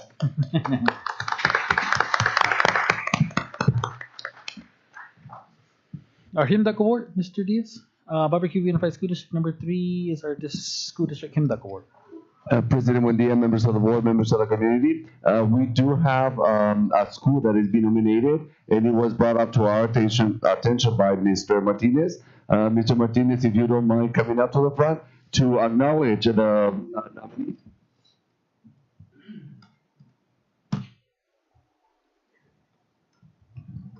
Good evening, board members, President Buendia, Interim Superintendent Mr. Diaz. We have 2 schools with several staff members that were presented with the Himduck Award. It is based in regards to enrollment norms and processes and streamlined systems that we created together in collaboration with Principal Fox and Principal Sudam. Through this basis, we're able to do a more smoother transition from students coming in from Baboquivari High School to Indian Oasis High School.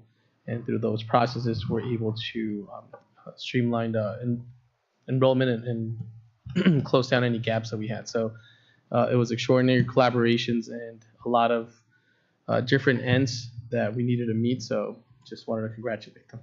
And the staff members are mentioned on the sections. So this one, thank you. Thank you for the nominees, and I want to continue to encourage directors and principals. The award is for anyone in the community, so we welcome and we encourage you to nominate and help us help you celebrate our members of the staff as well as the community. Back to you, President Winnie. Thank you so much. Yes, I definitely do want to take the opportunity to acknowledge and make those references when it comes to celebrating your fellow members or the members in the community or anyone that you're seeing making an impact. I definitely do appreciate all of the efforts and support that are being provided. I know Mr. Martinez has pretty much been pretty consistent in providing those. So thank you, Mr. Martinez, for noticing and making that acknowledgement, because that's important too. So if nothing else, we'll go ahead and move on to number 4, Baboquivari Unified School District Governing Board Financial Report. You have 1 minute. That's what Jose told me earlier. He did threaten me. I like to put that on the record. Happy Valentine's Day, and to those of you who don't like to celebrate, Happy Tuesday. Board meeting day. Yeah, that's our favorite.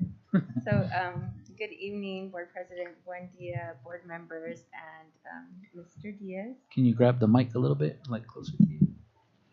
Or Diaz? A little bit better. There we go. Okay. Is this a little better? Yeah. Okay. I can hear myself too.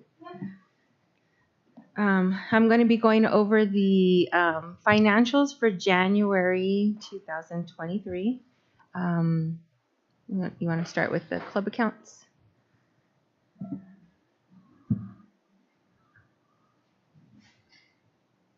You probably want to show the PDF copies, the actual report.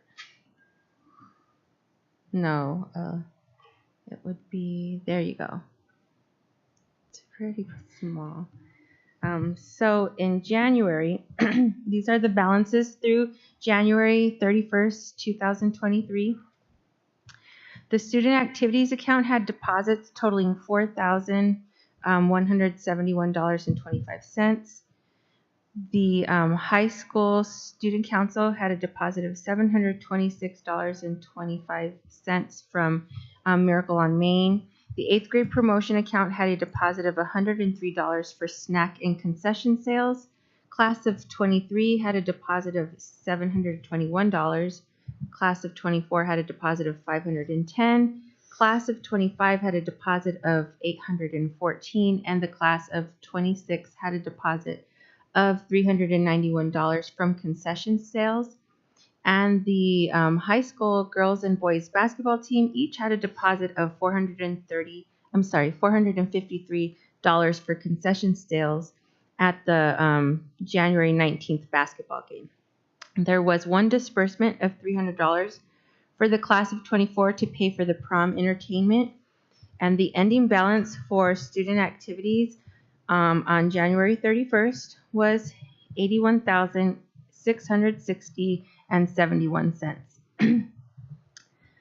The student auxiliary fund had deposits totaling $4,118 in January for high school for basketball sports entry fees and a rebate check for winter posters. There were 2 disbursements out of one out of high school auxiliary for team entry fee for the basketball team to attend the Flowing Wild Shootout Invitational for $500 and $175 from the middle school auxiliary for referee payment.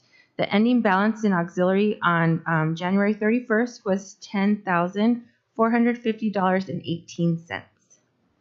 Are there any questions? Questions? Please continue. Okay. Now we'll go on to the financial. There we go. So this is the fiscal year 23 budget expenditures as of January 31st, 2019, 2023. The M&O reflects a budget balance of $1,289,919.32. We are 7 months into the fiscal year and everything is looking good. The grants department is currently moving expenditure funds from ESSER 2 to ESSER 3. Teacher housing expenditures are moved into impact aid as payments are made depending on the fund balance. We have not reconciled with the county this month due to pending journal entries still needing to be posted at the county. We just got word yesterday afternoon that they were finished with the journal entries, so we can start reconciling with the county later this month. And great news, the Arizona legislature finally passed the aggregate expenditure limit. So we will be receiving that funding, so that's great news for us. And as of right now, a budget revision is not needed. Overall, we currently have a 60.61% or $24,487,189.04 budget balance excluding encumbrances.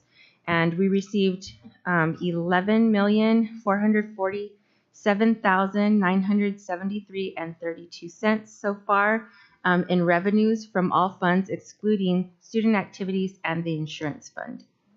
Do we have any questions? Questions? No questions. Okay, thank you. Thank you, Mr. Ravago.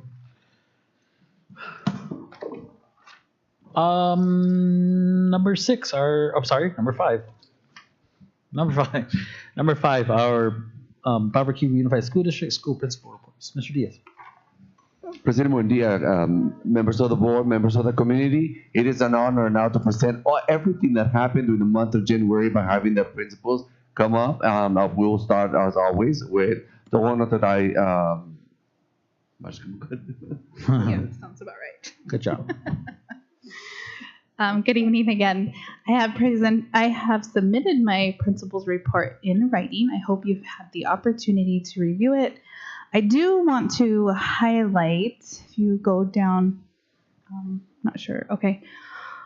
We always see a lot of the good stuff that's happening, but there are things that happen behind the scenes that we really don't share. But I do want to acknowledge that, you know, we discussed our stretch goals, and we have increased our attendance, which is really good. But a lot of these things that our little ones deal with every day is things that they can't deal with on their own. A lot of our kids don't have that support that they need to be successful in school. And I just want to make a comment on that. It's not an excuse, but, you know, we had a situation this past month with a student who was infested with lice. She didn't have the support at home, but we found out there were other things happening, and we took the time at school to clean her hair to ensure that she could come to school the next day and do what she needed to do. And I want to highlight Ms. Corden and Ms. Hart for stepping in and supporting us with the things that we needed so that not only the child could be successful, but the parent as well. So I really want to give them a shout out, and I really appreciate you stopping whatever you were doing to come out and help us with that. So I hope you enjoy the highlight video. Did you want to say something? Okay.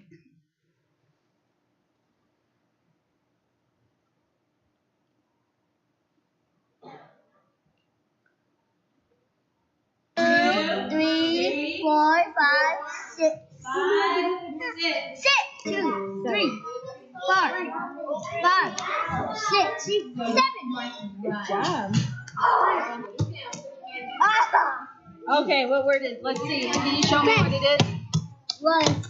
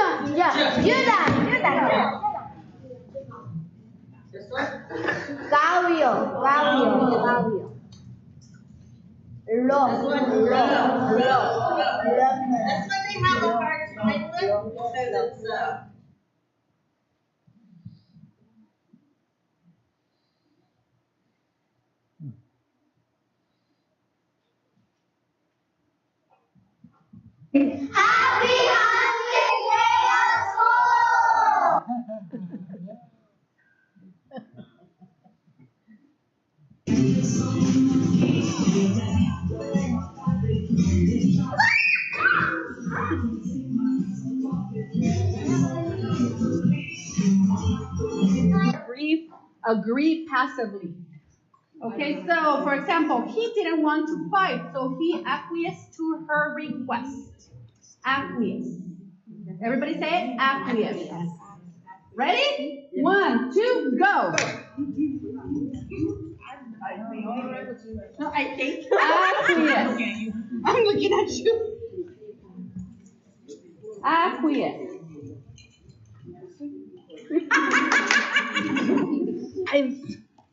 Oh. 6. Oh, 6, 5, 4. I got over here first. 2, 3, 4, 5.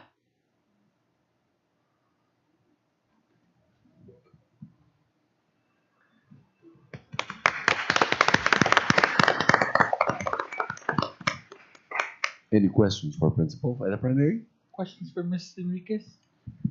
Congratulations on the attendance. I was just going to say the same. Thank you, Ms. Enriquez, for your report. Thank you. She's ready. I'm ready. Good evening, board members and Mr. Badia and Ruben. Today is Amistad Day, so I will. Yeah, baby. Hey, But Moving still on. altruismo supporting. So I turned in my board report. I hope you had a chance to read it. And then I'd like to share that Mr. Fox just shared some cool data with me about or from the education statistics among the states in Arizona is 82.6%, and intermediate made it in the 90s for January.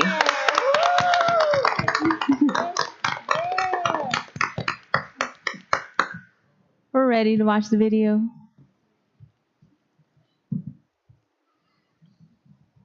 And what we do is we sell skateboards and stuff, but we also host like competitions. I know you guys are getting a skate park built here, so we might be out here doing a competition or an event. In Casa Grande, we have competitions, but we also have a skate team. These are two of our skaters. If you guys keep skating and become good, you know, you guys could be on the team someday. And we travel all throughout Arizona. We do competitions, and you know, we feed you and take care of you guys. It's like a fun, happy family.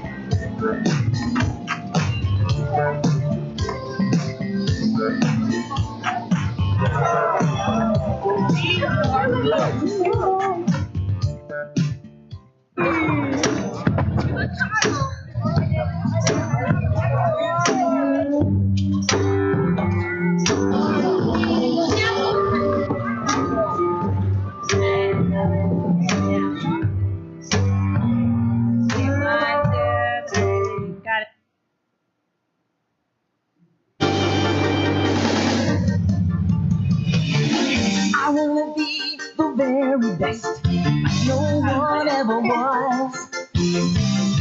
Catch them is my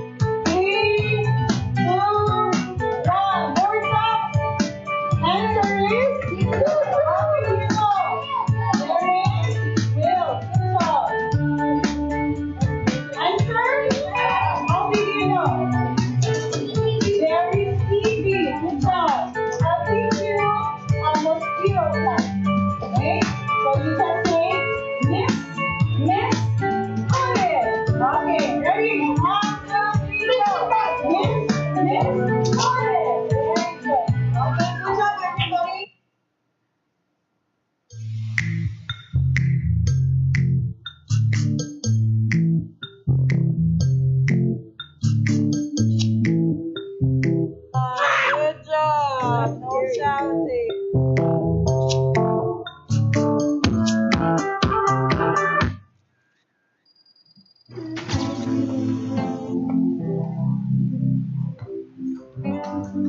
I just believe with homework you could probably get a college degree.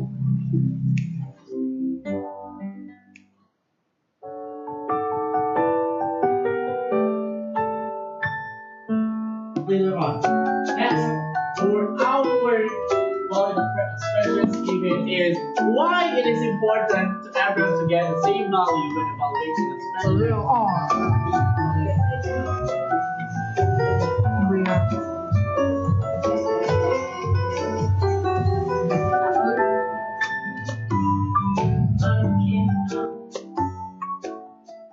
Most importantly, we have goals to do our best. Most importantly, we have goals to do our best. We do fun and engaging lessons. Our teachers promote fluency in reading and math. Our teachers try their best to incorporate our culture.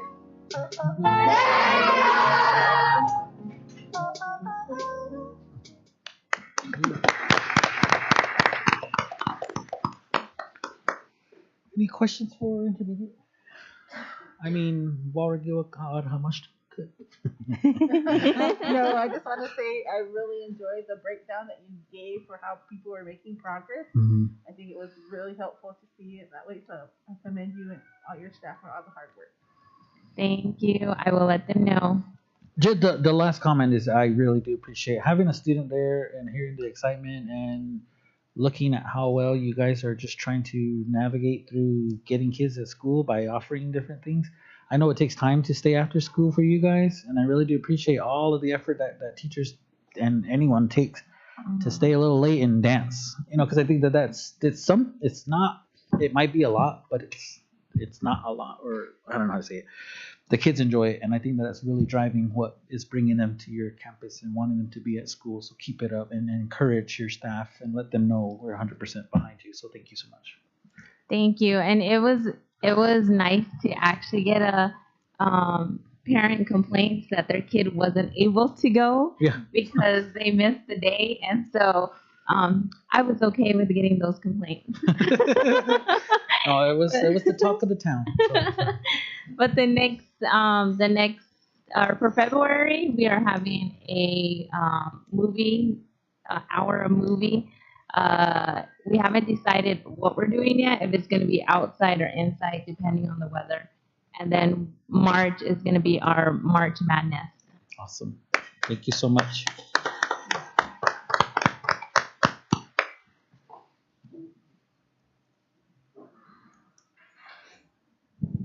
Mr. Diaz, you can introduce the next campus. And at this point, I would like to please help me welcome our principal for our Wow You Walk Basketball Club School. Thank you, Mr. Diaz. Good evening again. First, I just want to thank Ms. Brewster. We are so blessed to have her leading student council and the amazing things that she's done with students, and then to have them come up and present to you all takes a lot of I'm sorry. courage. Am I hearing? Is it just? Can we clear it up? Are we okay? No? Okay. So it took a lot of courage for them to come up, and I'm glad they were able to share their ideas, their thoughts, and ask you some questions. So thank you, Ms. Brewster, and to my student council members that are still out in the lobby. And then please, there is basketball Friday in Prescott Valley, 6 p.m. They're playing St. David, so if you're able to come, please come out and support. They really do enjoy seeing you all out there, and a huge congratulations to Mr. Meese and the Lady Warriors for their run in the playoffs. So it's been an exciting month, and so here's our video.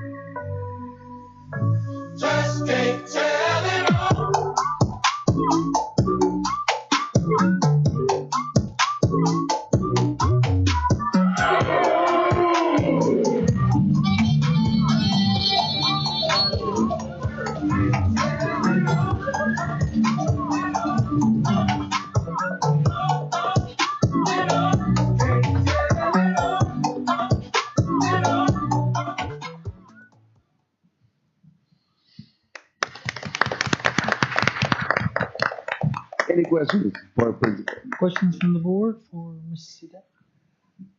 No. I would like to also comment that they have also increased the attendance for the month of January. So congratulations to the high school and all the efforts they have been pleased to increase. Thank you. Good job. Thank you.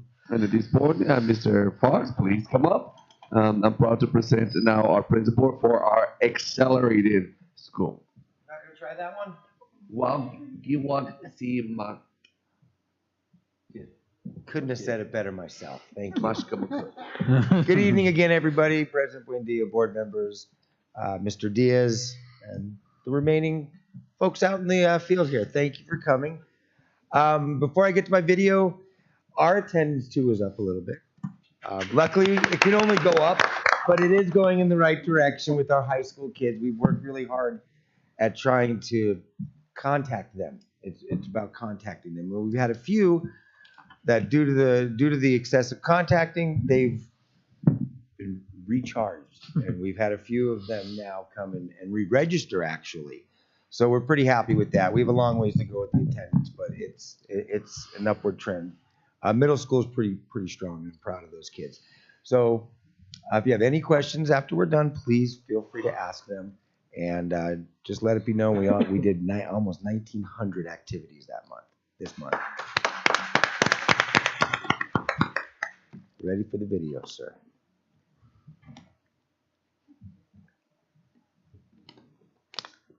Don't blink, it's quick.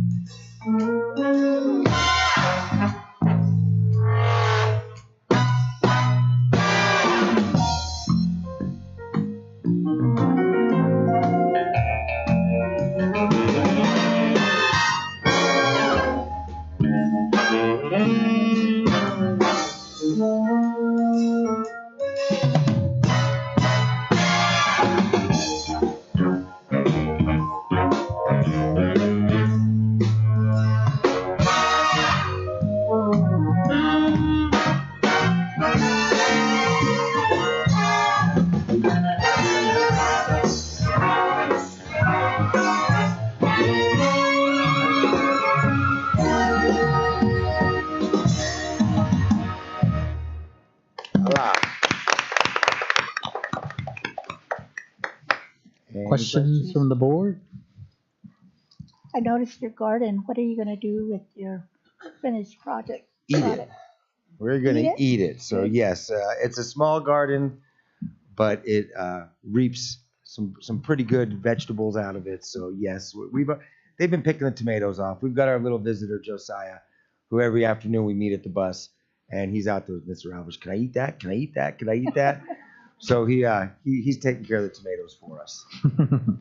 And then just congratulations to all the schools on their attendance. Thank you. Thank you guys. Good job. Thank you, President Mundia.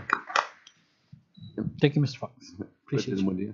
I would like to also acknowledge and give a big shout out during the month of January to our principals.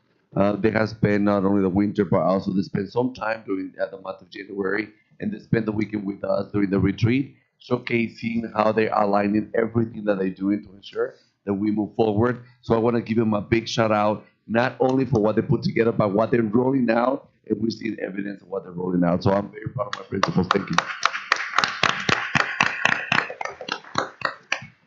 I would like to say something. So that was something I was gonna say was that the information Can you that pull was the mic a little bit closer to you, or put it? when the information was presented to us at the retreat and how you aligned all your reports to that, I really appreciate that you've done that. So congratulations and good job.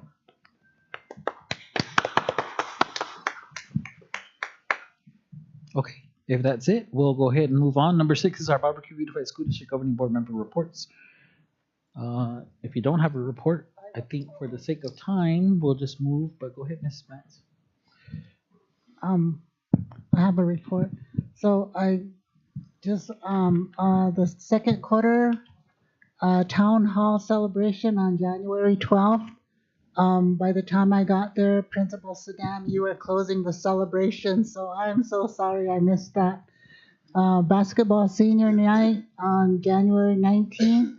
I was able to be in the stands that evening to enjoy a game of basketball for both Lady Warriors and Warriors teams against St. David.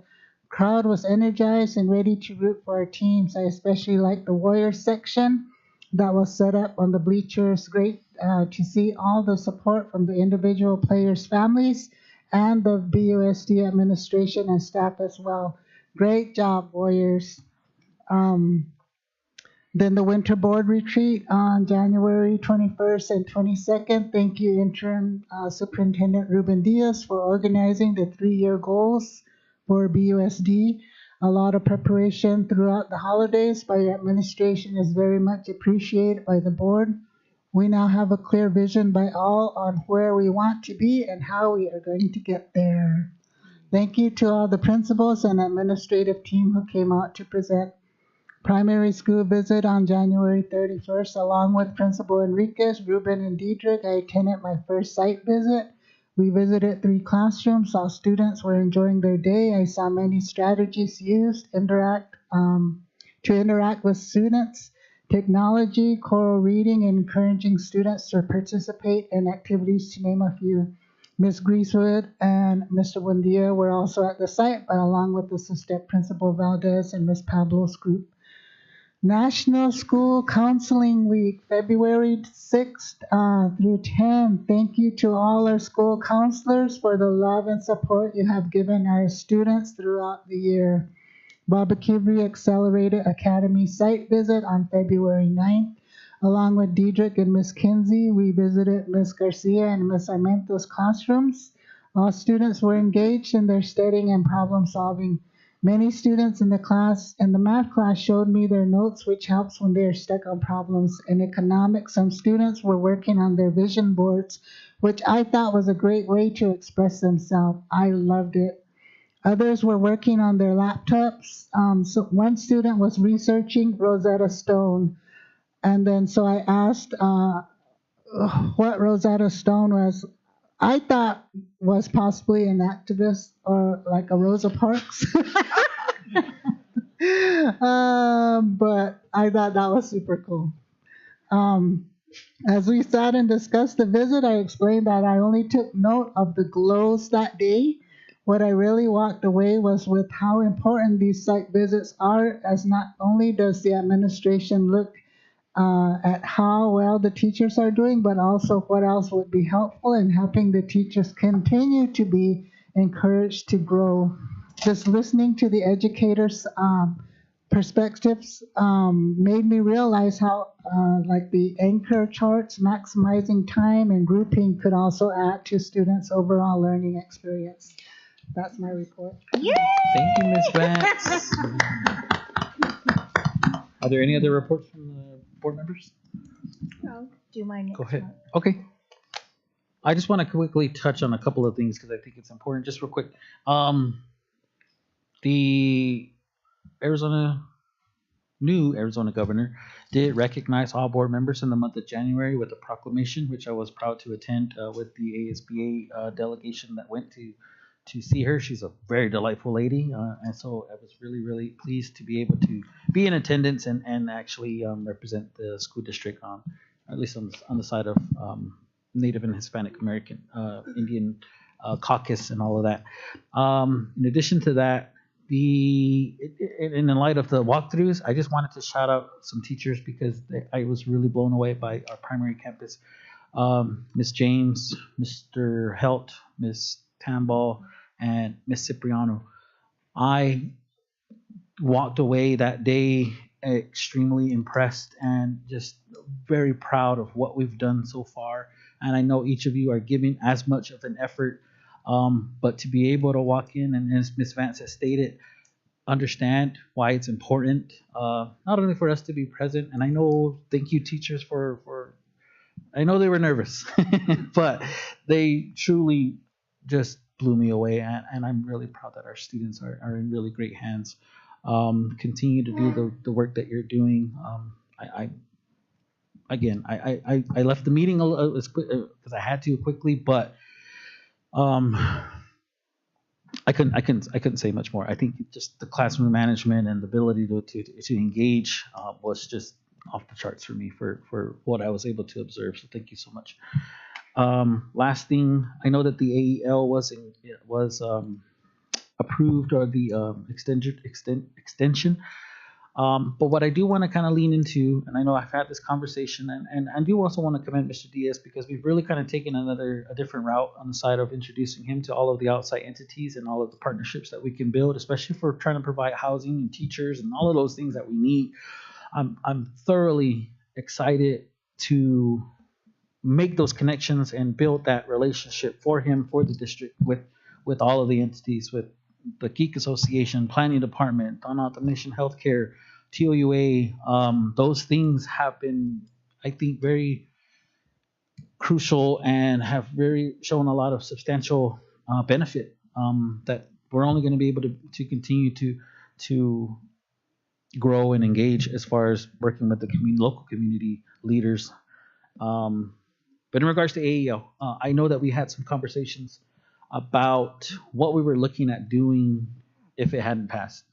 I do want to continue just to kind of encourage the education and sharing of information as we're moving through with transparency for all of our district faculty, staff, parents, students about the very real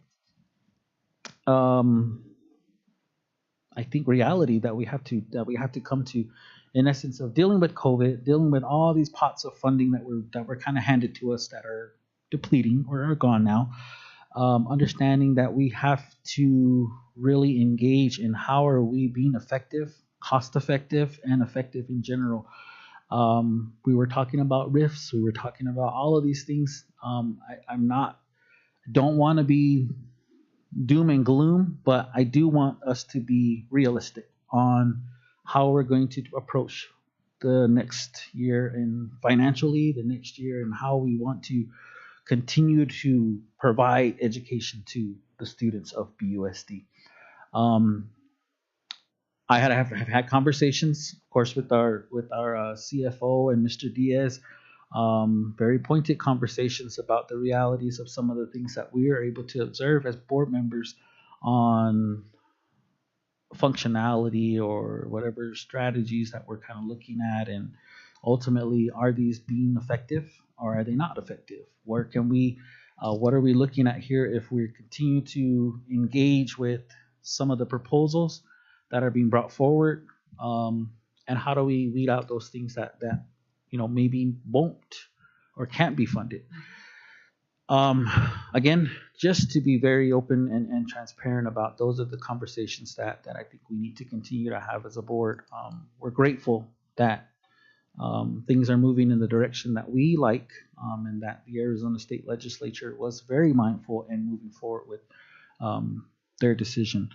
However, that doesn't mean that we're out of the woods, or that we can do without thought process.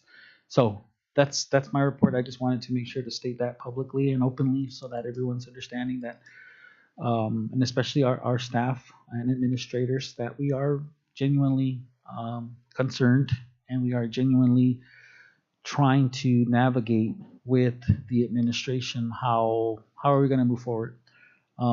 Do we have enough funding for the next 3 years, 5 years, 10 years? I don't know. And where and how do we help to support all of our students if we don't have funding? So that's what I have. I think it's important for that to begin to be stated thus far. So there's nothing else. Okay, we can move on. Number 7 is our Baboquivari Unified School District Superintendent's report. Thank you, President Mundia, governing board members of the community. January was a very exciting month, and not only for me, but I'm hoping that for everyone. And we had the opportunity to see within the next 3 years where we're heading, but also dissecting the budget. And our leadership will be challenged at all levels in the next couple of years as we continue to see what we have and how we can maximize what we have. So I'm excited to also to continue to work with the team and to be creative to see in how we can maximize not only the funding, but as well as the positions that we have. And I know there's a 35-page superintendent report that all of you spend the whole month of reading, and you had so many questions on it. I also, the last couple of pages summarizes with pictures all of the events that took place. However, in an effort to be strategic, the one item that I want to continue to sing the song and dance the song, it is where we're headed, which is our 3-year plan. What we have done with the 3-year plan, the stretch goals, is now converting it into a strategic plan.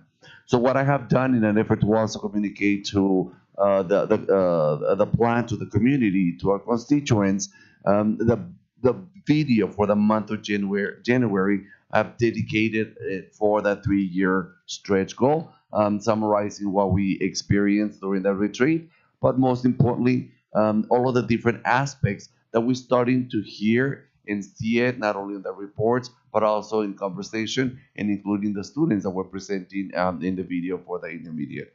At this point, I would like to present the video that has put together, so we can now formally begin moving forward on a strategic plan. Maestro.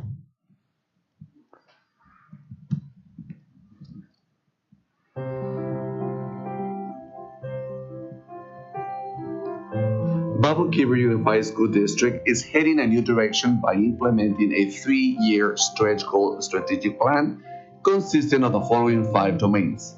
Number 1, proficiency. Number 2, attendance. Number 3, essential aid.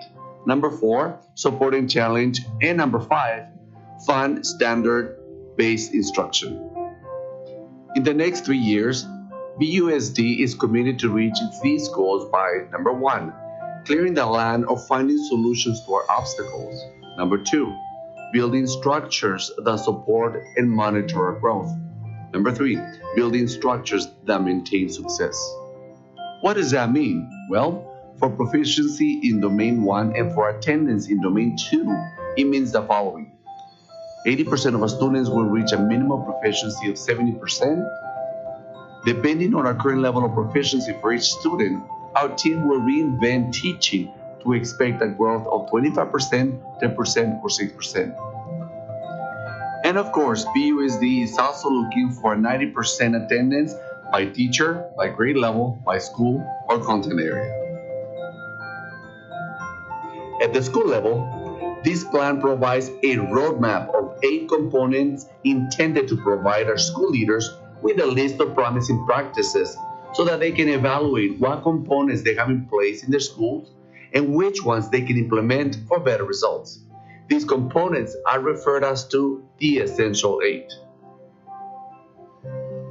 A closer look illustrates how Domain 3, or the 8 Essentials, guides school leaders to successfully implement, number 1, curriculum mapping with unpacked standards. Number 2, a year at a glance to determine when each standard will be taught. Number 3, quality Tier 1 lesson plans. Number 4, aligned formative assessment to check for understanding. Number 5, quality Tier 2 interventions. Number 6, intentionally including a spiral teaching in the calendar. Number 7, aligned benchmarks. And number 8, quality Tier 3 interventions. Moving along, as a district, we are shifting to a culture of support and challenge at all levels. Our primary goal will be to ensure our students and teachers are successful by understanding that all members of the organization have the responsibility to support and challenge each other in order to change the status quo. What does that look like in the classroom level? Well, here are 4 secret ingredients. Our compass will be standard-based instruction that is, number 1, fun. Yes, you heard right. Fun lessons for the students to learn and fun for the teachers to teach. Number 2, lessons that promote fluency in reading and math. Number 3, lessons that students can relate to. And number 4, the expectation that 80% of our students or more will reach 70% or higher. But don't take my word for it. Next, you'll be able to see some examples of fun, fluency, culturally relevant lessons, and of course, how to monitor learning.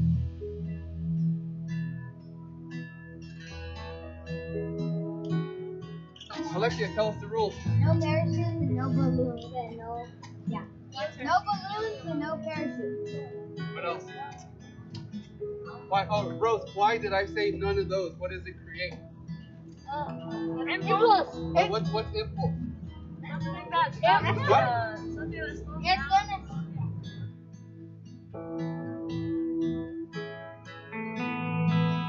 Or subject that talks about sport. Ready, go. Funny,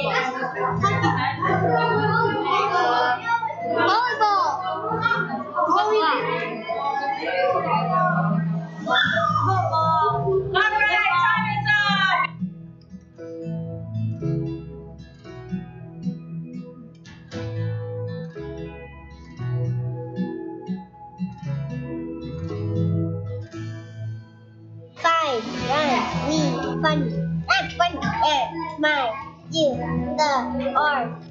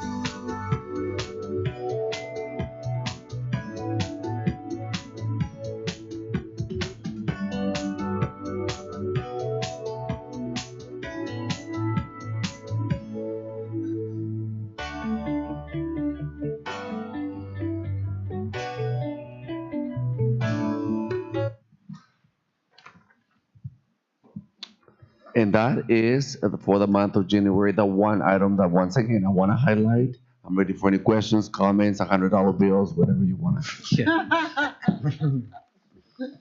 Are there any questions for Mr. Diaz?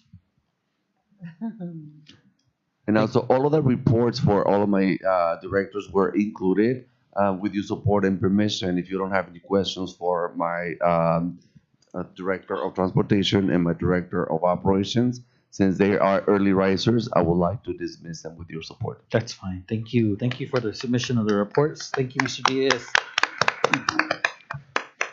Everybody else stays here. Man, just kidding. Oh, shit. I'm teasing. Hey, you're not director of transportation. All right. If nothing else, we can move on. Number 8 is our coaches and club sponsors. Again, just for your information board, the names there for yearbook club advisor and BHS softball coach. You don't have to go in there. It's just quick. Respectfully. Thank you. Thank you.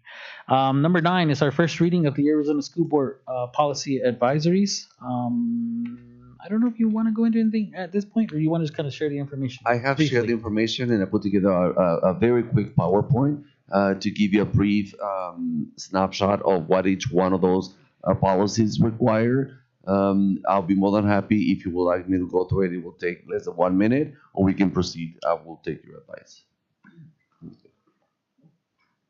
1 minute. 1 minute, yeah. 1 minute or less.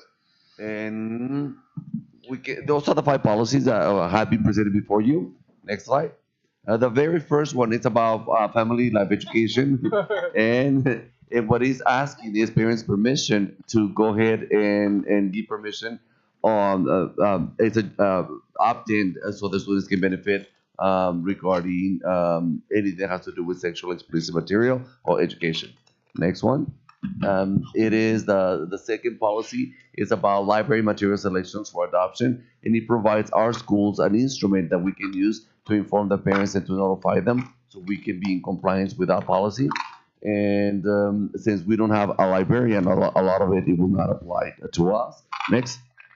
And the next one is admission of students of foster care. We can summarize it by saying that those policies are removing all of the obstacles and supporting the students to enroll them either within our school district, in somebody else's, in a different district, including providing transportation for those students. Next one. It is exclusions and exceptions from school attendance. By asking the parents to provide doctor notes is not a violation because he's going from a protected agency to a second agency, and it also unifies the way in how to provide information by having a form, by adopting a form. The next one and last one, it is parental involvement in education. It is also providing a uniform way in which parents can ask for information or reports related to the students, and it also attaches a form.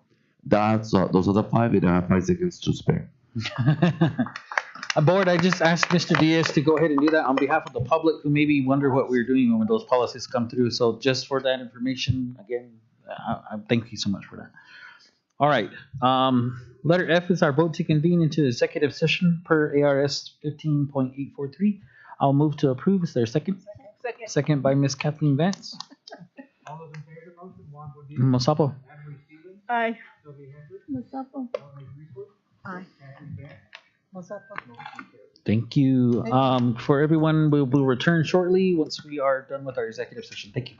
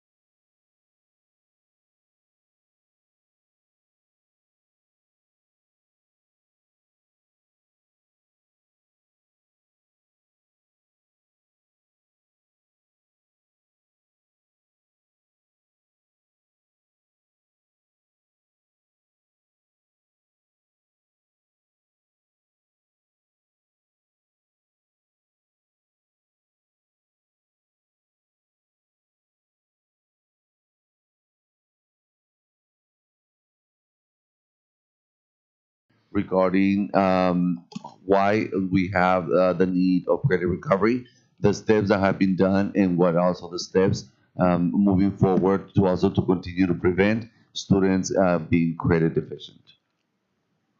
Good evening again. So it's kind of a multitude of issues that we're experiencing. First, when we went 100% virtual, what we noticed when we initially closed in March 2020 that kids struggled with having 8 class periods online. And so when we went 100% virtual the following year, we only offered 4 classes. And so 4 classes that school year made everybody credit deficient, but what we were trying to do was at least maximize the number of credit students can earn in a brand new setting. So that set up everybody to be behind in credits. We had some kids who didn't attend school altogether because that wasn't their method of choice for learning, and so they didn't do anything for either a semester or for a year. And so we struggled with those pieces. And so we're kind of trying to play catch up at this point. And so, you know, we've sent out letters, we've sent out report cards. You know, our counselor has met with students. Typically in the spring, what I do is I do home visits. And so last week I had 15 scheduled. I was able to get 13 out of the 15 because 2 just weren't responding. And when we went, there was nobody home. I have an additional 15 more that I need to make. Part of the issue is I have kids that in years prior, we had an agreement with alternative. If they were severely behind, that they would go to alternative so they had the best opportunity to catch up and then could come back to us. Previous leadership said, you will take anybody that says they want to come here. So I do have seniors. I have a senior with 3.5 credits that really shouldn't be with me because the best place for him to catch up would be at alternative. I have some kids with 9 credits. I have some with 13, and they need 22 to graduate. And based on the protocol that we had in place with alternative, those kids would have been starting there. But because I was told I had to take everybody, I have kids that our setup isn't ideal for them for the amount of credits that they need to make up. Are you being told that now? No. So have you talked to your superior about Yes. those instances where there's your recommendations are you shouldn't even have them? Yes. The other thing is you have staff, I assume, parent liaison or whatever it may be, a number of staff that could probably help you in meeting some of those needs. I know you mentioned, and this is directly from the community, so I want this to be on the record, that letters are sent, check-ins are done. But to be honest, I feel like there's some deficiencies, especially when it comes to ensuring that see-through is done. So my only recommendation right now, as Mr. Diaz is our only employee, is that we really work to find out what are we missing. Are we missing something? Can there be some type of improvement plans at least applied upon, so that it's really emphasized? And I get that parents play a role in this too, but I haven't seen much information in this essence of. I mean, I don't have students at secondary, so maybe this is because I don't. But I think we've asked about this. I know pointedly other board members have asked where are our seniors, how many are set to graduate, and it's February now, and more than half of them, or at least a bunch of them, are not even ready to do that. So I just want to be very pointedly clear that it looks bad, and I want you to feel like that. Where can we support you? What are we missing? Because if you're not getting that support, and like I said, that's why I pointedly asked, are you getting that directive now from your superior? Because if that's the case, then obviously we need to have a conversation with him. But I'm looking directly at Mr. Fox in the eyes, because do you guys communicate when there's those types of things? When, hey, I have someone that could be really beneficial, that really benefit from how you guys are structured as opposed to how we're structured. Are you taking some of what he's doing and maybe trying to apply it to some degree so that you do have some of those availabilities or instances where you can be flexible. I mean, I don't know, just throwing it out there because I don't want to come down as like this. I get concerned when I get calls or anything, and I want to be able to see all of those kids walk across the stage. That's the main point. And I get that COVID happened. We got to stop blaming some of those things and really look at how are we going to be solution based, solution thought, and not excuses. And that's part of the reason for the Saturday is to pay a staff member to monitor on the weekend, because we tell the kids 24/7, 365 days a year you can access Ingenuity. Has anyone taught them how to do that and where to go and what to? Because I can't navigate some of these portals. I'm sorry, I can, but I have to sit with the person who knows exactly what they're doing. I haven't seen a session where parents can learn how do you monitor those things. How do you go in there and look at it? Maybe those are other tools that we can start to say, hey, parents, we're going to give you all the information you need. It's readily available, accessible. Here's how to do it. Because even I have trouble sometimes doing it. I don't remember passcodes. I don't know how to do it. But we can certainly do that. We've tried like with orientations, but those aren't well attended. One of the ideas that we had is for 8th graders, in order for students to participate in 8th grade promotion activities, 8th grade trip, dinner, dances, whatever we have, that their family, parent, or guardian has to come to a mandatory meeting to learn about credits prior to them going into high school. We talked about doing that for the juniors as well, so they can participate in senior activities. What we're struggling with is, what does that mandatory meeting look like? Because I want to hit every single grade level. What do we have at 9th grade level? What do we have at 10th grade level? And what do we have at 11th before we get to that 1 year where they have to make up all of these credits? And part of it's going back to our protocol, because Mr. Fox and I were good with that, but then we were told different things. And so we weren't able to execute it that way. And so in having conversations with families, because we've taken them, they don't want to necessarily transfer them to alt. Oh. I have a couple of them that are like, okay, my thing is I want them to be set up for success. And the way our school day is structured, you have 6 classes plus all the additional online classes, where with Mr. Fox, they would just focus on those online classes, get caught up. I know there is an agreement with one of the students that transferred over. When she has 1 class left, she's going to come back to us because she really wants to graduate from Baboquivari High School. So he's open to all of those conversations to figure out what will get kids to that finish line. There's always a negative connotation when we say alternative or alt, because parents, I remember what alternative was before it became what it is today.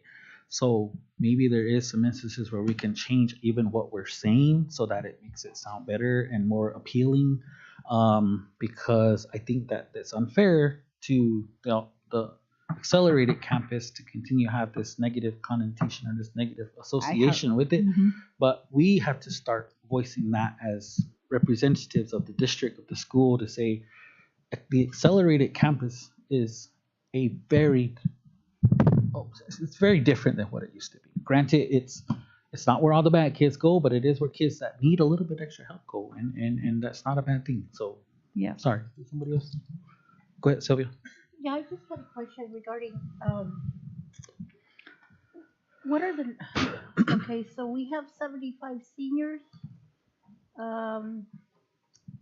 36. Okay, so how many are we looking at going to this Saturday credit recovery? As many as we can get in. What are the numbers?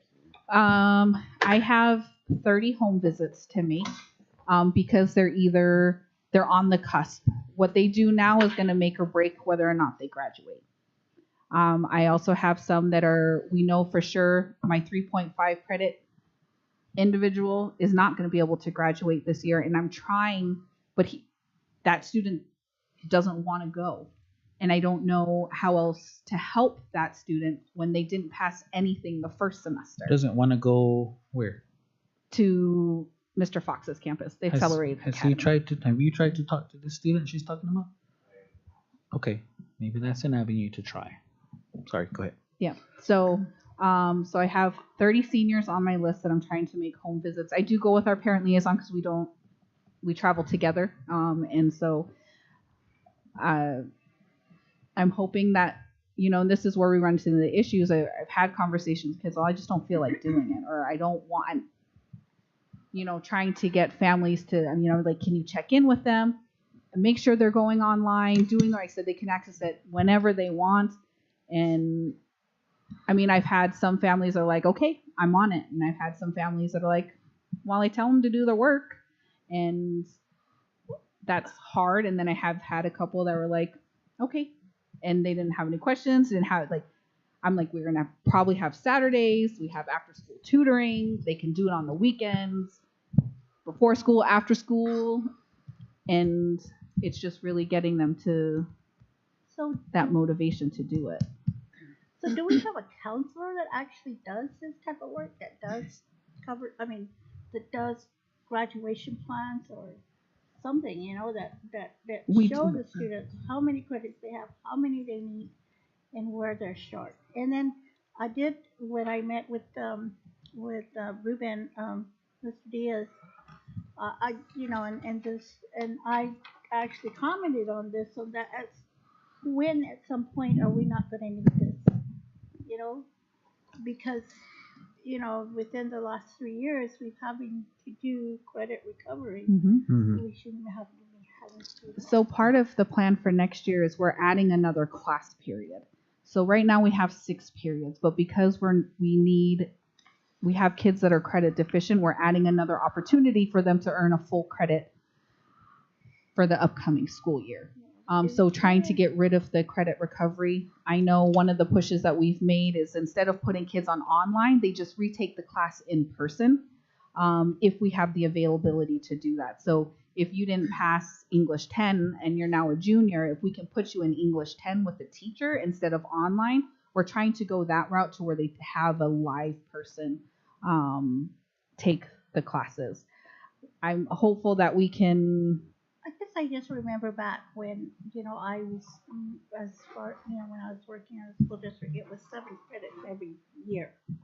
Only because you get 7 credits and you're a sophomore. 14 or 15 or 12 or more, something like that, you're a sophomore. Your credits, just add up like that. And then even after your junior year, you, at least if you had the 7 credits, you have 21, and you way beyond. You'll just need 4 classes, I guess, to graduate, to get your 22 credits. Somewhere along the line, I guess that was lost, as you mentioned, they were taking 4 classes that, and I understand the online, issue that we were having to have, but even with that, it could have been caught up by now. But we are also required to do a 6-period block this year, which wouldn't have been my option because we know kids are so credit deficient, but that was a non-negotiable. And so we did said 6 credits. If you do 6 credits for 4 years, that's 24 credits. Kids need 22. That's not a lot of wiggle room for kids to make any sort of errors. So initially we had pre-COVID, we were 8 periods because the idea was that front load all of the graduation requirements. So your junior and senior year, you're either having internships, being able to go into the workforce, taking additional dual enrollment classes because now you have that afternoon schedule for TOCC to go and take those classes. Then COVID happened, we were credit deficient, and then we were at this 6-period block that we had to go into. So next year, after the shift in leadership, that was one of the first things we asked Mr. Diaz was, can we switch our schedule for the following year so that way we have more opportunity? Because now 7 times 4 is 28 credits. And if they miss something, they can still catch up before it's too late. Mm-hmm. So now we're playing catch up and trying to devise a plan that we don't have to consistently do this. So we're working on what that looks like logistically, because when we add that 7th period, we're extending our day. We're going to start 15 minutes earlier and end 30 minutes later, but that impacts primary, alt, and intermediate in terms of busing and dismissal time. So we're trying to work that out with all of the campuses and transportation to accommodate the additional class period for our students. Okay. Oh. Anything else? I think just emphasizing again, if there's anything that we need to be aware of or in support of or try to figure out, I think that ultimately the communication just needs to happen because that's the first place people go is to their board person. They're asking those questions and we don't know. We just can pass it along and it goes where it goes. But we do understand that there's instances of things that happen and so on and so forth. So it's not that I don't support it. I just wanted to say that I wanted to make sure to pointedly ask those questions that are of the community. Go ahead, Anna, and then Sylvia. I was just gonna say, I know that COVID has definitely changed how we've done things, and there are protocols in place that you guys laid out to make sure that we're doing the tier 1, tier 2, tier 3, and that's happening. And I do understand, but I also feel like that conversation with Mr. Fox needs to happen. And you're having that problem with that one student or a couple of students. That's something that I think you need to probably push for. I would say like reality is you cannot graduate. We need you to go this route, and we're trying to help you. And I know it's easier said than done, but I think those are hard conversations to have. But I also feel like you guys came up with a great plan of how we can move forward. So I'm looking forward to seeing that. And and this was the thing that I brought up to Ruben too, because I knew it was going to be an issue, and people would be like, "Why do we have this?" But I understand, like we all had to. There was so many things that happened out of COVID that were out of our hands, and we're trying to push forward and move forward. But I also feel like we also need to start working with those other classes besides the seniors and thinking about those students who are credit deficiency already, because I've had parents come up to me and ask me like, what about tutoring services? Does TOCC offer tutoring? And I was explaining to them, yes, they have tutoring services. I talked to Ruben about this. I said, yes, TOCC has some of those services, but you have to seek them out. And so those are just things to keep in mind. And I know you and I are working on a couple of things, so I think there's a huge discussion that we can have on our end. And then just to add, I think Kathy had mentioned it some time ago too, was a dual enrollment, because you also can get credits from, and even, for 3 credit course, you get 1.5 credits. So, I think that's something that maybe you should explore also. Dual enrollment has always been a part of what we do. When Danny was there, we had all the intentions to grow that dual enrollment program so they could leave with certification. Our next hurdle was doing early childhood, so they could graduate with their associates there. But then there was a lot of changes at TOCC, and our dual enrollment is kind of in the air right now. So we do have kids in college algebra or math 142H and math 151, writing 101 and writing 102. That program was supposed to grow into thought on them history, government, language, electives, and all of those. But again, COVID happened, and I know there was some staffing issues after that. So we're trying to Clear the land. Yes. So if I may ask, what are those changes? But you can give us that information later because pointedly we're pushing for dual enrollment, but apparently it's changed and now. It's mostly staffing. No. I know it's off the subject, so I don't want to go into it, but because that'd be good to know. Sorry. Any other questions specifically to the item? If not, I'll move to approve. Is there a second? Oh, President Buendia, members of the board. there's been a motion and a second. And according to Ben, Back to you. Mr. Sabala, Masapo, Aye. What's up? Aye. Number 8, discussion and possible approval of parent and community workshops. Any questions to the item? So moved. Motion by Ms. Sylvia Hendricks, second by Ms. Kathleen Vance. Masapo. Aye. What's Aye. Masapa. I want to go ahead and allow everybody to leave who needs to leave. I think that was the major thing that we were going to have some questions on. So if anybody would like to go home. We'll be here. Bye. Thank you guys.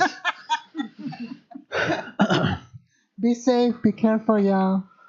Discussion and possible approval of a memorandum of understanding between the Baboquivari Unified School District and the Arizona Science Center Native American Co-Writers Program. Mr. Diaz, anything to add? Has everyone had a chance to question? At this point, sir. No Motion questions? to approve. Motion by Ms. Anna Marie Stevens, second by Ms. Kathleen Vance. Go ahead, Ben. Yes, sir. Masapa. Aye. Masapa? Aye. Masapa? Sorry, Aaron, you got to hang out with us. Discussion and possible approval of the 2023-2024 proposed salary schedules on art and culture teachers, speech pathologist, and technician, non-teaching salary, classified pay grade placement, HVAC technician, student activities, athletics, bus driver hourly salary, diesel mechanic, classified professional salary, exceptional student services, certified salary guide, occupational therapist, and physical therapist. Motion to approve. Second. Motion by Ms. Anna Marie Stevens, second by Ms. Kathleen Vance. You guys made me say all that. Masapa. Aye. Masapa? Aye. Masapa? Number 11, discussion and possible approval to change the March 14th board meeting date. So move. Hold on. We gotta decide on a day. Why? What happened? Oh, I think the earliest one. I can't do the earliest you one. can't? I can do the later one. Which is what? The 21st. Yeah. That's a council night. Unless you guys can do the meeting without me, then that night's out for You me. can do either one because I can't do the first one. You can't do the 7th? You can't do the 7th? I can. I can do the 7th. You can't do the 7th? Can do the 7th. That's Ella? why I chose You can do the 7th? March 7th? How? Yeah. Are you okay? If I do the 7th, I am on travel. I don't think I can do it. Are you okay? You know with- what? You can't. You can't either because Why? you're going to Naples, aren't you? No, NAFIS is not till the 11th through the 14th. Oh, okay, okay. That's why we're moving the meeting. We're gonna go on travel after. Alright, Sapo. Good night. Night. Night. Are we held to a Tuesday, or can we do like the 8th, the 6th, the 8th, or 9th?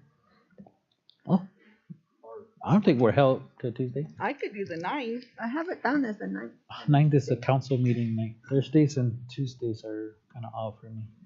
I have an appointment in town on the 9th. What The about 8th? the 8th? I'm Get good back. with the The 8th is 7th or okay. the 8th tomorrow. Yeah. No, I'm not gonna stay here again tomorrow. All right. Is the 8th okay? It's a Wednesday. 8th is fine. It's a I holiday. can do it virtually, probably. Hopefully, I'll be back. I don't know. by then. I'm just teasing. You'll be back on the 8th? Where are you traveling going? back from AHEC that day. Oh. Just come this way. I may be here. I just don't know. Oh. Yeah. I don't have a. I don't know if we can do virtual. What about 22nd? 22nd works for me. Wednesday after school board. After the break. I think it's a little bit close to the Next one. to the next one. I would say do the 8th. I think she said she can do virtual on the 8th. I can do virtual on the 8th. I don't know if it's accessible. Can she Oh, attend virtually? Can she attend virtually? No. Think about it. We are in person. I might be back by then, but Okay, let's. We'll make an exception. Yes. The 8th. The 8th. On the 8th? Oh, March. 8th. Yeah. 5 o'clock. Nah, just kidding. 5:30? Yes, my motion. Is there a second? Second. Go ahead, Ben. Second by Ms. Sylvia Hendricks. Masapa. Aye. Masapa. Aye. Masapa. Number 12, which was pulled from consent agenda, is the approval of gifts and donations. I'll motion to approve. Second. Second by Ms. Kathleen Vance. Masapa. Oh. It'd be a no vote. Recuse. I'm recusing. Me too. Recusing myself from voting. Aye. Masaka. Motion carries. Consent agenda, motion to approve. Is there a second? Second by Ms. Kathleen Vance. Masapo. Aye. Mustafa. Aye. Masaka. Do we have to do evaluation? I didn't even do it. I'm sorry. Okay. What? Come on. I forgot all about it. The other- Ben specifically sent a memo saying that it had to be done. And he sent a second one saying it had to be done. I don't remember. And that's the day I did it. Mm. I am so proud of you.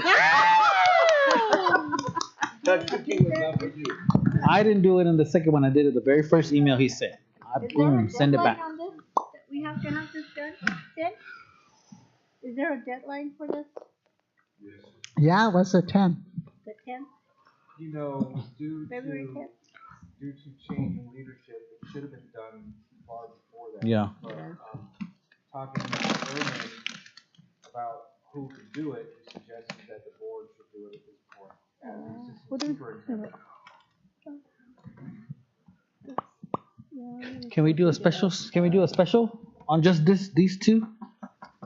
Yeah. Because I want it to be done, but you'll have to do your eval ASAP. There's no reflection on Mr. Diaz himself, that we're okay There's no with hostel? the items. No, I would take care of number 2 if we want to this evening, but I don't Yes. need an executive session to do it. That's me. Can we move to action item L? Okay, Yeah, can we move to action item L?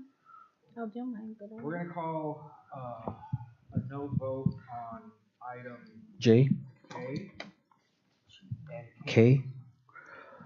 Okay, for the record, no vote on item J, vote to convene into executive session, and no vote on K, vote to reconvene into regular board meeting. The only thing that you guys need to understand is that there's 2 drafts. I talked to Gary about these drafts. One would have Ms. Diaz starting March 1st, July 1st of next year, or you would hire her February 15th. So Tomorrow. that's why there's a 2 drafts. That was the one that I thought we were going forward with. So it was up to the board to make the decision on which one they would do. I would recommend the start date of the 15th. I would also recommend in the motion to amend, I wasn't prepared. I was gonna do this in the meeting. Are you okay we have this discussion? I had this discussion with Mr. Okay. Diaz. I think he's on board, correct? That is Yes. correct. You want to pull it?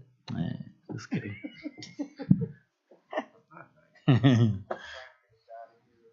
Okay, for item B, under insurance, can you bring that up real quick, Bates?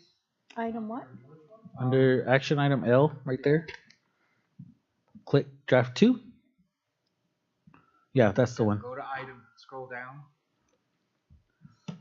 D- Did you pass it? You passed it. Little ways up. Insurance. Little ways up. Up. Right there. So, I was speaking to Darylyn, and this causes havoc with the short-term disability. So, it's in policy for the life term insurance to be $300,000, not $200,000. That was a change I made. And also, just give me 1 second. I just gotta find out. So it's 300,000 Instead of 200? Okay. Okay.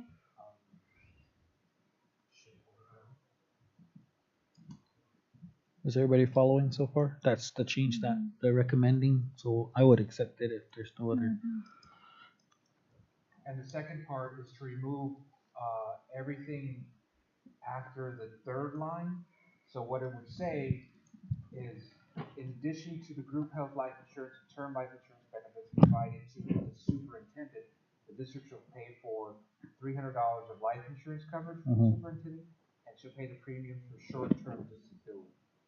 So what we added was the superintendent's short-term disability will follow the guidelines of district employees like it has in the past, and remove everything down below where it says assuming reasonable, all this would be canceled, and his short-term disability would just fall under the guidelines of the.